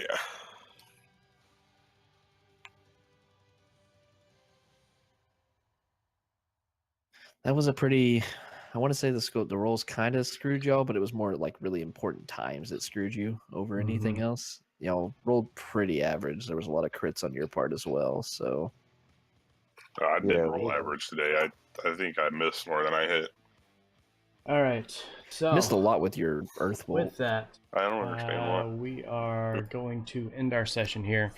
Thank you guys for tuning in. Do not forget, very important first session of D&D Civil War Empire on Wednesday, 7 p.m. Eastern Time. I will be putting it all over the social medias, letting everybody know that it is happening. We hope to see you there for it. Big important night for our new friends that are starting their new campaign. We hope you'll join us for it. Otherwise, we have our regularly scheduled stuff directly below here in the little schedule box. You'll be able to see what's coming up next all week, and everything's going to continue to be updated as we go. Other than that, that's going to be our episode for tonight. Thank you guys again for watching. Very much appreciate it, and I hope you had a good time. I will see you guys all again very soon.